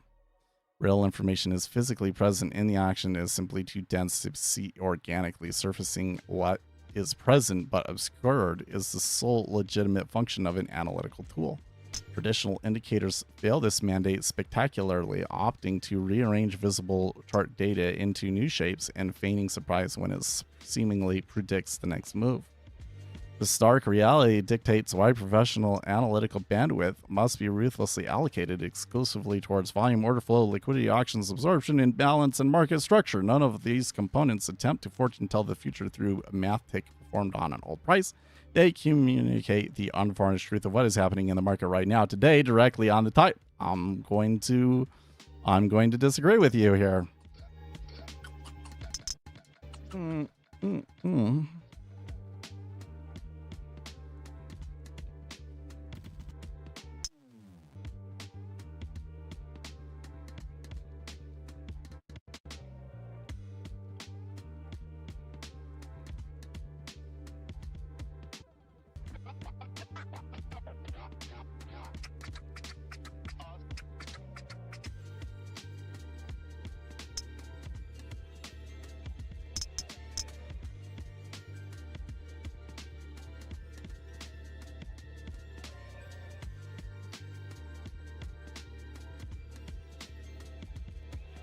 How should I approach this?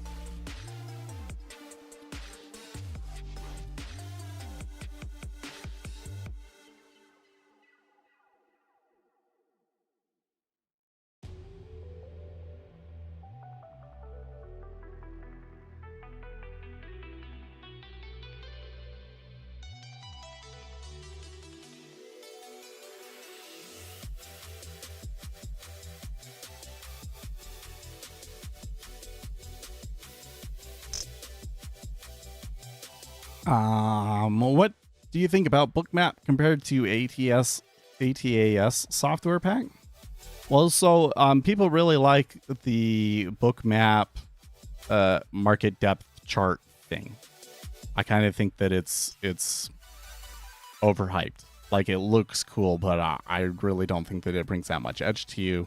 I think that you're still better off watching the DOM. That's the best way to watch the market. But that said, there's nothing wrong with Bookmap, and it seems to work pretty well. Even though its DOM isn't quite as good as Jigsaw's. I don't like that Bookmap is Java.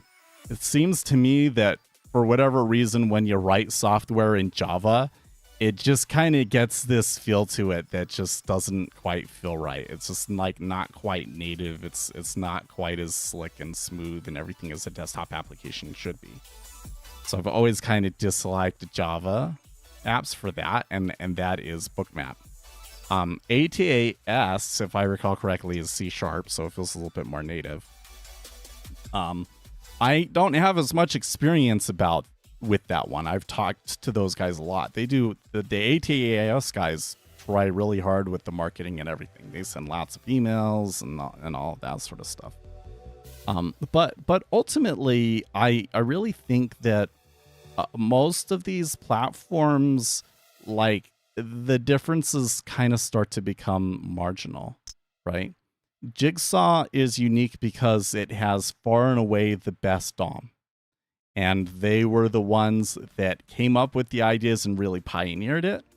Hopefully that means that they continue to be innovators in that space in the future, although updates have not been happening as often as they should over on the Jigsaw side. NinjaTrader is unique because it has far and away the largest custom indicator ecosystem in the futures trading space. And you can make order flow indicators in particular very easily in NinjaTrader. So that's what makes NinjaTrader exceptional. Now, you can do that in ATAS as well. I don't think it's quite as easy as NinjaTrader, and there's not quite as many of them available out there, but you can do it over there, right? So, if you're looking at the two, I would just do whichever, what you think is good. And I don't know too much about, like, how good is their support and how often they have bugs and all of that sort of stuff. But I haven't heard anything significant about those ones, so let's just say that that's all a wash, right? So then at that point, it really just comes down to, try the different platforms and pick the one that you enjoy more. Try it for a month and then try the other one for a month, and, because I don't know if the differences are, in that instance, are so big that it's going to change your profitability or anything like that, Now, I'm making my own platform, so then you kind of have to ask, well, if you're making your own platform, what is it that the other platforms don't do, or that you think that you're going to do that's going to make you competitive against those platforms? Because the whole point is, it's kind of different. It's kind of hard to differentiate yourself.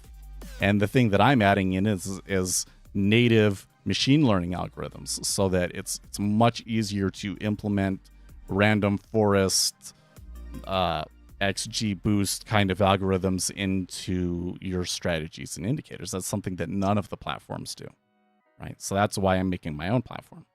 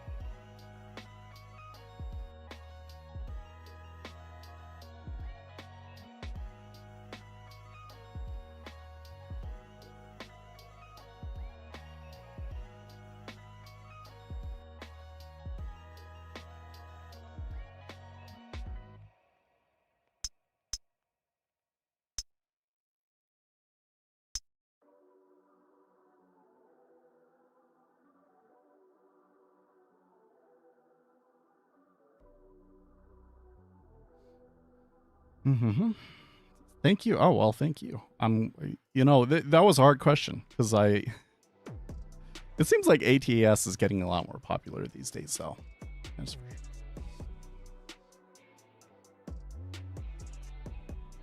What was this? If they nuke, will that affect the rest of the world or just that area like Japan? Oh, jeez. Well, they wouldn't use a nuke, but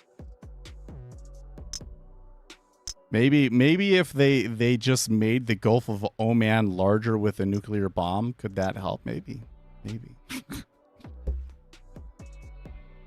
I guess what I'm really trying to say here with all of this is that I really think that this conflict is going to flare back up again because Iran is pretty dead set on, well, now that it's happened, we should make money from the strait, and we have them by the balls. And Europe is kind of like, well, we're not going to do anything about it. This is your problem. And the U.S. is again views the freedom of navigation of the waters as its lifeblood. They will not allow that to go. Because then next thing that'll happen is Malaysia will be like, well, maybe we should charge people to go through our strait. And it's just a big mess. They're not going to allow it. And what's the next thing they can do? Because they keep talking about it. Like they're presenting things. They're still kind of like, let's give diplomacy a chance. But that's not negotiable for the United States, which means that eventually they probably will come and destroy all of the power plants and everything else and just completely decimate the country. Less reliance on oil would also resolve this. Well, like one of the things that I think is really unfortunate about this whole situation is that we were already kind of reducing our dependence on the Strait of Hormuz, and it probably would have only been like another year's worth of development, and it wouldn't have been as big of a deal. And in fact, I really think that and with that in mind, all of those things just kind of accelerated because of the war. So I really think that Iran is overplaying their hands. They might have like a piece of leverage, but it is a quickly fleeting piece of leverage. Because one, the leverage comes almost exclusively from your ability to shut down shipping from the threat of automated drones. And the drones is a problem because, shooting them down, so you have to have missiles or things like that. That's kind of a problem. But the United States and Israel are developing lasers. If you can destroy those with lasers, then you can take on any number of drones and it's just it's done. So they're only a year or two out from that. They already have lasers testing working in the field. Like Israel used one. They kind of like super sped it up, used it. They're now developing a second version of it. Right. So, a lot of people think about it's the same thing with Ukraine. Like Ukraine attacking Russia with hundreds of drones and all of that. And it's really, really hurting Russia. And all of a sudden people are going like, oh, maybe Ukraine will win the war. I hope they do. But I also hope that Ukraine realizes that there's a countdown. Like what they're doing right now isn't going to work forever because Russia is going to get lasers of their own. And then you won't be able to get that deep into Russian territory anymore. Right? So that's going to happen. And then on top of that, in the Strait of Hormuz, we've got like pipelines and they're increasing the pipelines going around it and everything. So it's very quickly going to get to a spot where like the world can move on without the Strait of Hormuz at all. And who loses in that situation? Iran loses in that situation, right? Manufacturing and reliable, repeatable usage by average soldiers is the harder part. Giant nets to catch drones. I don't know. Like they tried the whole nets thing. It doesn't seem to have done much in Ukraine. What a short on ES. I'm a little concerned that the S&P 500 is going to end the week down. There's a video someone made of a laser to take down mosquitoes. Yes, I've seen that. I want that too. Hey, mosquitoes out here, man. When I get bit, because we have mosquitoes with West Nile virus. So when I get bit, it really swells up.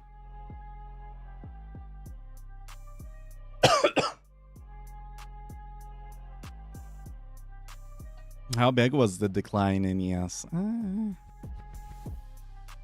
20. That's not that big. That's not that big.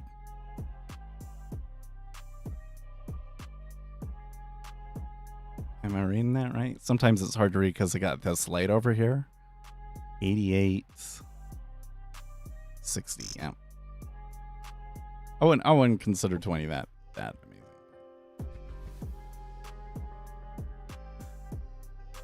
I was writing something on Reddit.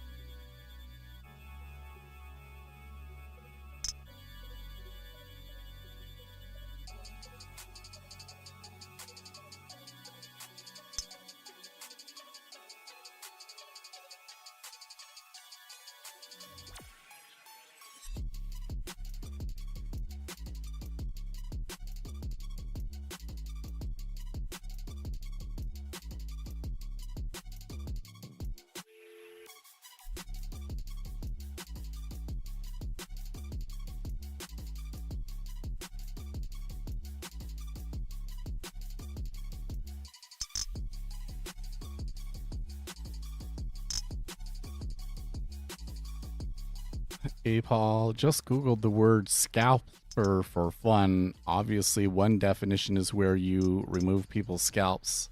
The other is a person who buys and sells unused parts of railroad tickets. Okay. Still, woo. Yeah, you know, I mean, the whole thing is I really don't think that scalping, as the term was originally intended to mean, is really a thing in retail trading anymore. Got eaten by the robots. It's just not.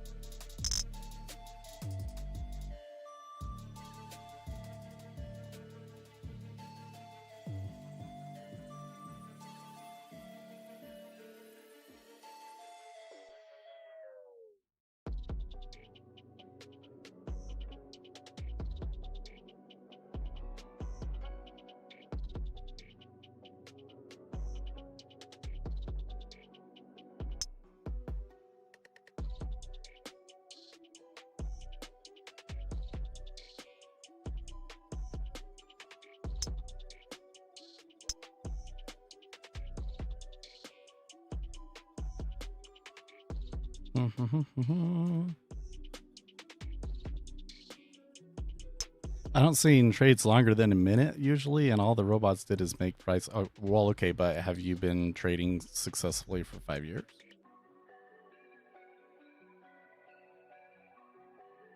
I mean, if you've been doing that and you've been trading successfully for 5 years, then it's a different question, right? That's where I'm kind of saying that, like, I really think that, like, this short term, like, I'm gonna be in for less than a minute, and I'm doing that regularly, and there's like a real statistical edge in what I'm doing. I don't actually think that it exists. I think that any kind of edge like that would be available to a retail trader has already been arbitraged out of the markets.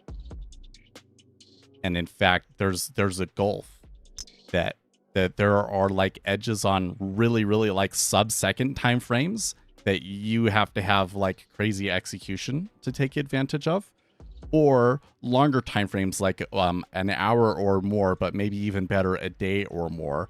And then you're getting into like momentum strategies. But between those two, there's this gulf where we don't know of any empirically proven edge in that area.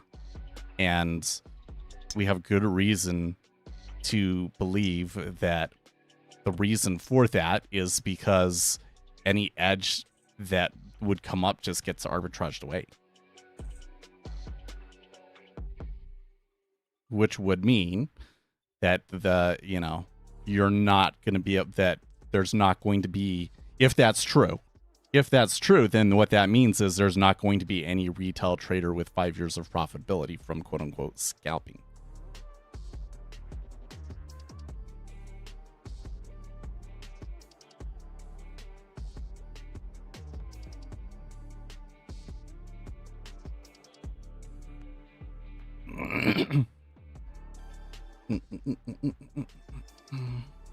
Take bounces off, I guess.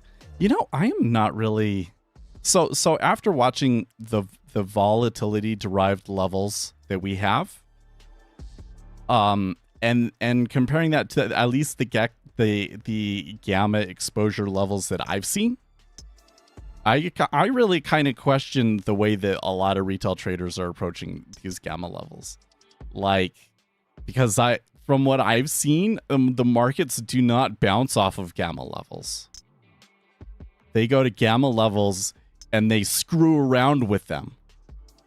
And that it's actually these, you just implied volatility lines, which is basically taking what the implied volatility from the at the money options suggests and then turning it into a daily amount. It hard bounces off of those almost every time. Unless there was like a piece of news or something that really changes people's expectations, right? Every time. Compared to that, gamma is just random. Like, so weird thing. And definitely other things like VWAP. I've backtested the VWAP bounce thing, and that's not a good trade. And STD levels, I don't know what that means. If that's the VWAP plus deviation bands. That was, again, another thing that we did a lot of backtesting around. But we did have that strategy I showed earlier in the stream where you trade that VWAP, and the Sharp is terrible and everything, but it did make money. The Sharp is terrible and the drawdown is like $50,000, but you did make like $300,000. So maybe somebody could pull it off. I don't know. Let me read this post that I made in response to this person. There are many long-term profitable momentum strategies that rely heavily on moving averages. On long time frames, many instruments have a strong tendency to trend. So by smoothing the data series, it can help identify what that longer trend is and help identify changes in that trend. When applied across a large universe of assets, it yields a system that is not predictive, but gets into trends so early that the winners more than pay for the losers. There are also many statistical methods to deal with some of the problems with indicators like quantization effects, changing periods, etc. John Eller's book goes into many of these methods. In other words, the issues with indicators in the retail trading community isn't so much the indicators as it is a fundamental misunderstanding of how to apply the tools.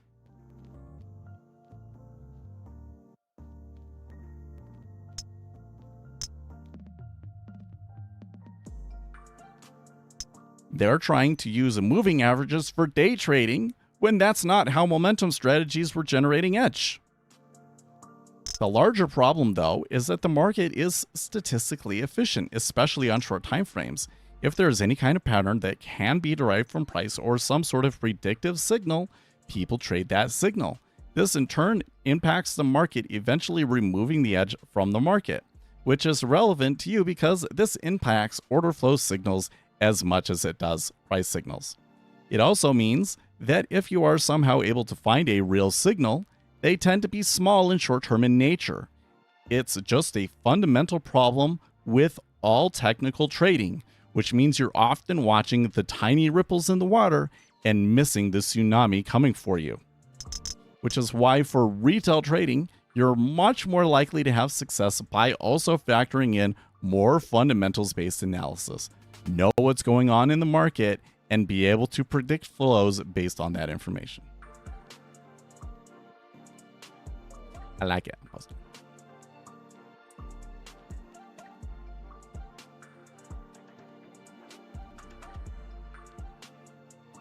S&P Capital, that's all they do is scalp. I don't know if that's true.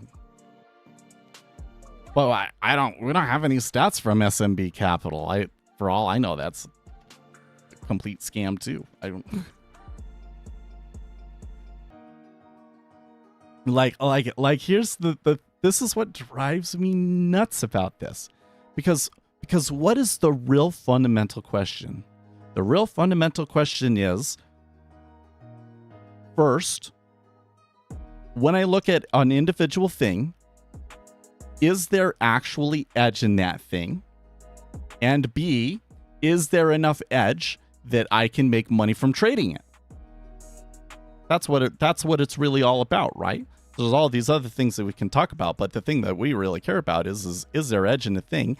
And if there is edge in it, is it enough edge for me to trade it? Or maybe like I can add a bunch of those tiny little edges together and then I can trade it, right? And then you have to get into other things like maybe it's profitable, but like what is the actual performance of it look like? What's the drawdown? Could you handle that drawdown? All of these other things. Okay. And that can all be answered by one simple thing, which is a 5-year trading history. Person, they trade with that thing and they do it for 5 years. And then they show the broker verified statements for all of those trades and we analyze them, right? And I've never seen it. I've never seen it. So that kind of leaves us in a little bit of a conundrum, doesn't it? Because, well, like for gamma levels, maybe there is an edge in it. How do you prove that? Can I prove empirically that there's an edge to gamma levels? I think with gamma levels, that is definitely something that I would recommend looking at. But then like, because there's like a fundamental reason why that should matter, right? Because options traders, it creates flows. Options traders have to do stuff to hedge themselves, right? But like, where's the empirical data for that? Where's the, okay, so if you take these gamma levels and every time that it goes and touches one of those levels where there's positive gamma and you take a reversal and here's how that strategy performs over 5 years. Do we have that? Seems like we should be able to have that. I don't pay for any of these services that gives me gamma levels, so I can't do it. If you gave me 5 years of the gamma levels, like you go into your platform and you export the data and you list out the positive gamma levels over the past 5 years and we create a strategy and we backtest it, and then that might be able to empirically prove it. But that gamma levels are so popular and nobody has done that yet, should give you pause, don't you think? Eek.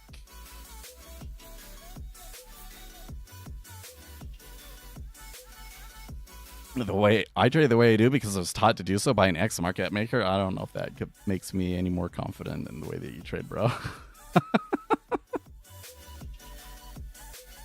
Because what was I just saying? I was like, well, market making used to be a thing. I don't think it is anymore. That's the one where I think that the edge in that died. Right? Like, this is the other thing that's kind of crazy, actually, to think about it, right? Like, it's, man. So you can come in and you can do something and you can do the data science. And if you do the data science all at the beginning and you see that there's an edge in it, you're the first person to discover it and you don't say anything to anybody else, and like, great. That's cool. Okay. But let's just say gamma levels, right? Okay. Retail traders start to get into gamma levels. It becomes a thing. And over the course of 5 years, it becomes popular. And maybe there was an edge in it. And it becomes so popular that the edge disappears, right? And so within 5 years, which was the number that I was saying is required to like prove that a strategy works, within 5 years, the edge goes away. Isn't that an interesting conundrum? And this is something that I find in the financial markets over and over and over again. And I think it kind of makes sense that basically existing edges are always going to kind of lie on the frontier of where we actually have the data to prove them. Because if the data to prove them was readily available, then people would have already found the edge and removed it from the market. And so it often ends up being in things where we don't have enough data to prove that it's a thing. Isn't that interesting? Which, that my conclusion that the reason I think that's important, my conclusion from that is, so you really better, keep track of all of the data that you can. Like if you're getting some report and they give you gamma levels and then you go in and you mark them on your charts and all of this sort of stuff, you should be saving that. You should be putting it in a spreadsheet. And this is what the levels were every day so that 5 years from now, you can look back on it. And what you're getting order flow data, save the order flow data. It's valuable. There are services out there that will charge you thousands of dollars to send you historical order flow data. You're just throwing it away.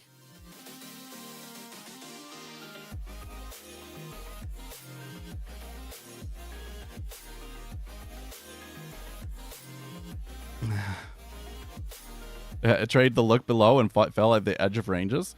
Well, but here's my problem with that take is that you're probably just delusional. The issue is, like, if I look at a momentum strategy, for instance, right, that involves like looking at a large universe of asset, getting a trend early on, all of these sorts of things. You need a certain data sample for the edge in it to be displayed. And often, it is very often the case that the edges that are available are really small and therefore require a certain amount of scale in order to really make money from them, right? So when you come in and you see retail traders and they say, oh, just do this, it works. How long have you been doing it for? Because it's more likely that you were just lucky, that there's no edge in it. You're just lucky and don't realize it. Especially since you don't have the data science or data to be able to prove that there's an empirical edge in it, right? So then we're just always stuck in this world of, well, I think there's an edge in it, but you can't empirically prove it. And if you can't empirically prove it, like, let me put it this way. It's really an epistemology issue. Is that the right word? It's basically like, how do we know what we know? And if I'm going to trade, how do I use what I know to determine how to trade? And if I can't prove any of that, then how should I decide that I should use this thing rather than this thing? Right? Like, you like gamma levels. There's this other guy over here that likes fair value gaps. Well, I can tell you pretty conclusively that fair value gaps are bullshit because I backtested those. Right? Well, why should I spend my time on this or that? Right? I think the reality is that I don't have a reason. There is no reason. So you can't prove it. What I've done is I've gone and I've said, okay, here are the things that we can prove. Here are the things that we do know about the markets. And I build off of those. So I try and find edges that are off of those. And sometimes it goes into the frontier where I can't prove that it works, but I at least know that it's based on empirically grounded stuff. Instead of just, you know, something that some retail trader pulled out of their butt. You've been trading for 6 years, then you should have that 5-year history. We can just look at it and then all of the questions are answered, right? Right? If we had a retail trader with 5 years of trades and you give it to me, I mean, do I have to have the broker statements to prove that that's actually your trading? And then I would also want to have a spreadsheet of every trade, the entry and exits and all that sort of stuff so that it could do statistical analysis of it, right? But if somebody could just give me that spreadsheet of 5 years, then all of the questions would be answered and we could go and we could look at, okay, here's exactly what this guy is doing and here's exactly what his 5-year performance looks like. And then we would know all of the questions would be answered.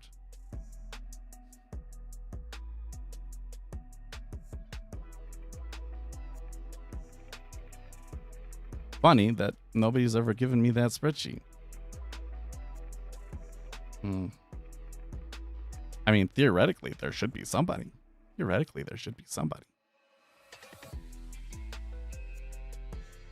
Well, personally, I think that the tools that we have are just inadequate to solve the problem. The kinds of things that we're doing, what we're doing is some professional said that that's the way that they traded, and so we're trying to copy it, right? And the reality is that the market arbitrages those sorts of things away so that they're not there anymore. And I think that what's going to happen is retail traders are going to get their hands on more powerful tools. And that doesn't necessarily mean that you're going to have more retail traders that have a 5-year profitable history. But they are going to start taking some of that edge away from the big quant firms. I don't think the quant firms are going to make as much money 20 years from now as they do today. I think that we live in the age of dinosaurs. And basically the market is dominated by these gigantic lizards that just dominate everything.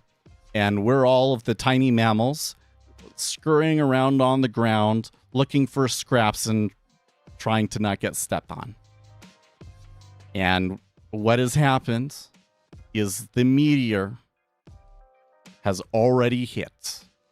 The meteor's already hit. It's called ChatGPT. And now we're just going through the aftermath of it. And you're going to watch real time as the edge that the quant firms had slowly dies.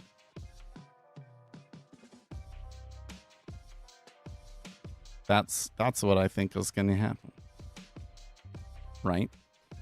But where does that come from?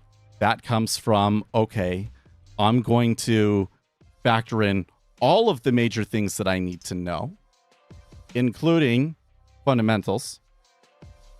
And I'm going to implement order flow. And I'm going to implement machine learning. And then maybe we will find something that works really good.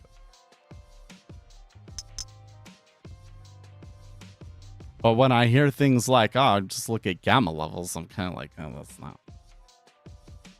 It's too simple.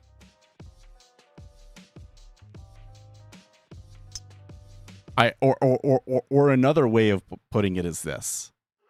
If somebody comes to me and they say, oh, I'm a profitable trader, and then I ask them, okay, how are you trading it? And if they mention anything that I'm familiar with, they're probably full of shit, right? If I ask them, how are you doing it? And then they start talking about stuff that I have absolutely no clue about. I've never heard that term before. They start explaining it. It's completely unlike anything I've ever learned. Then I'm interested, right? Because the market is statistically efficient. They arbitrage those edges out. So if it's something that's out there, it's common, everybody knows about it, you really have to question whether there can really still be an edge in it. The edges are going to be in stuff that nobody's heard of before.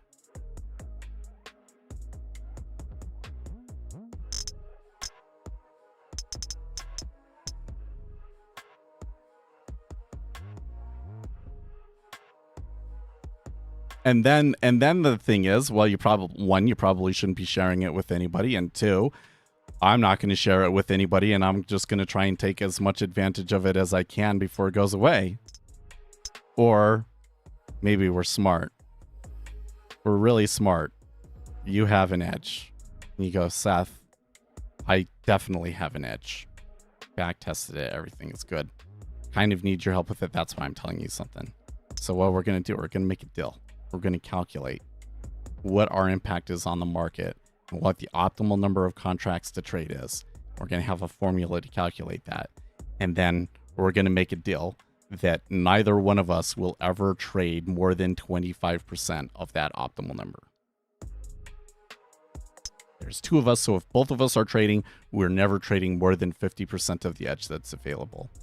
And hopefully that is enough that it doesn't arbitrage the edge away. This is how Renaissance technology lasts as long as they have. They have these edges. They're super secretive about it. They don't tell anybody. And then they know how to quantify their impact. So the fund is limited. Like they're not allowed to go over a certain size because they know how much size they can trade before it starts to impact the market and other people catch on. So they always stay under that. That's what you gotta do. You couldn't possibly arbitrage every single strategy out. Well, but that's why it's like a 5-year thing, right? You might have a strategy that works for a year.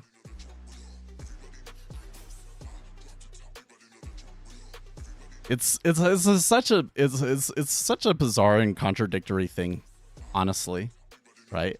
Well, yeah, you can't have arbitrage away all strategies all at once. So you're always going to have like one strategy that's kind of working, but then it's not going to work for 5 years. But it might work for a year. But then guess what? You can be successful over a year just by being lucky. You're more likely to find an edge over a year just from being lucky. Well, it wouldn't be called an edge, but you get what I mean. You just go in and take one trade every day at a random time. At the end of a year, you have a 40% chance of being profitable.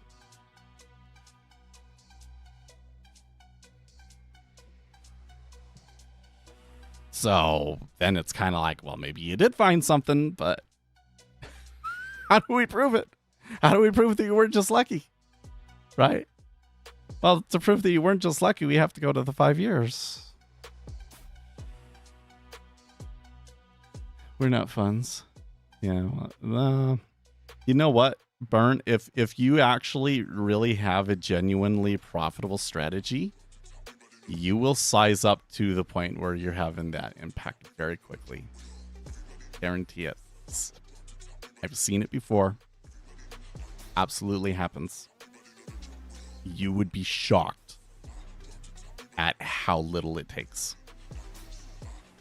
basically every institution out there is already to the point where their impact on the market is so much that it's a problem for their execution costs. Right? A retail trader, anybody that's getting to, you've been successful and you've generated a few $1 million on it, you're to that point, basically, where you can trade enough contracts to arbitrage it away. That's why I say you have to calculate it. So there's formulas. I show it here all the time. I don't have the pen out. It's the volatility. It's a scalar unique to your instrument times the volatility times the square root of the size of your order over the total volume for the period. That's the number. That's the formula you can calculate. And then you can kind of come in and you can say, okay, I know that the market is going to move up to here. That gives us, and I know that the volume is average this. So how much could I theoretically trade for it to move up 8 ticks or whatever my target is, right? And you solve for Q. And then you come in and you take half of that. Because you get up to that, you're like the majority of the trade. So you want to be actually a fraction of that so that nobody notices. You can calculate. That's what Renaissance did. Guarantee you go to Renaissance Technology, they'll know that formula. Okay. I gotta get going, guys. It's 9 o'clock. I will see you. We'll not stream tomorrow. It's a holiday. I'm going to try and seduce my wife. Or maybe I'll just sleep in. I don't know. We'll see what happens. But I will see you next week on Monday. In the meantime, stay excellent.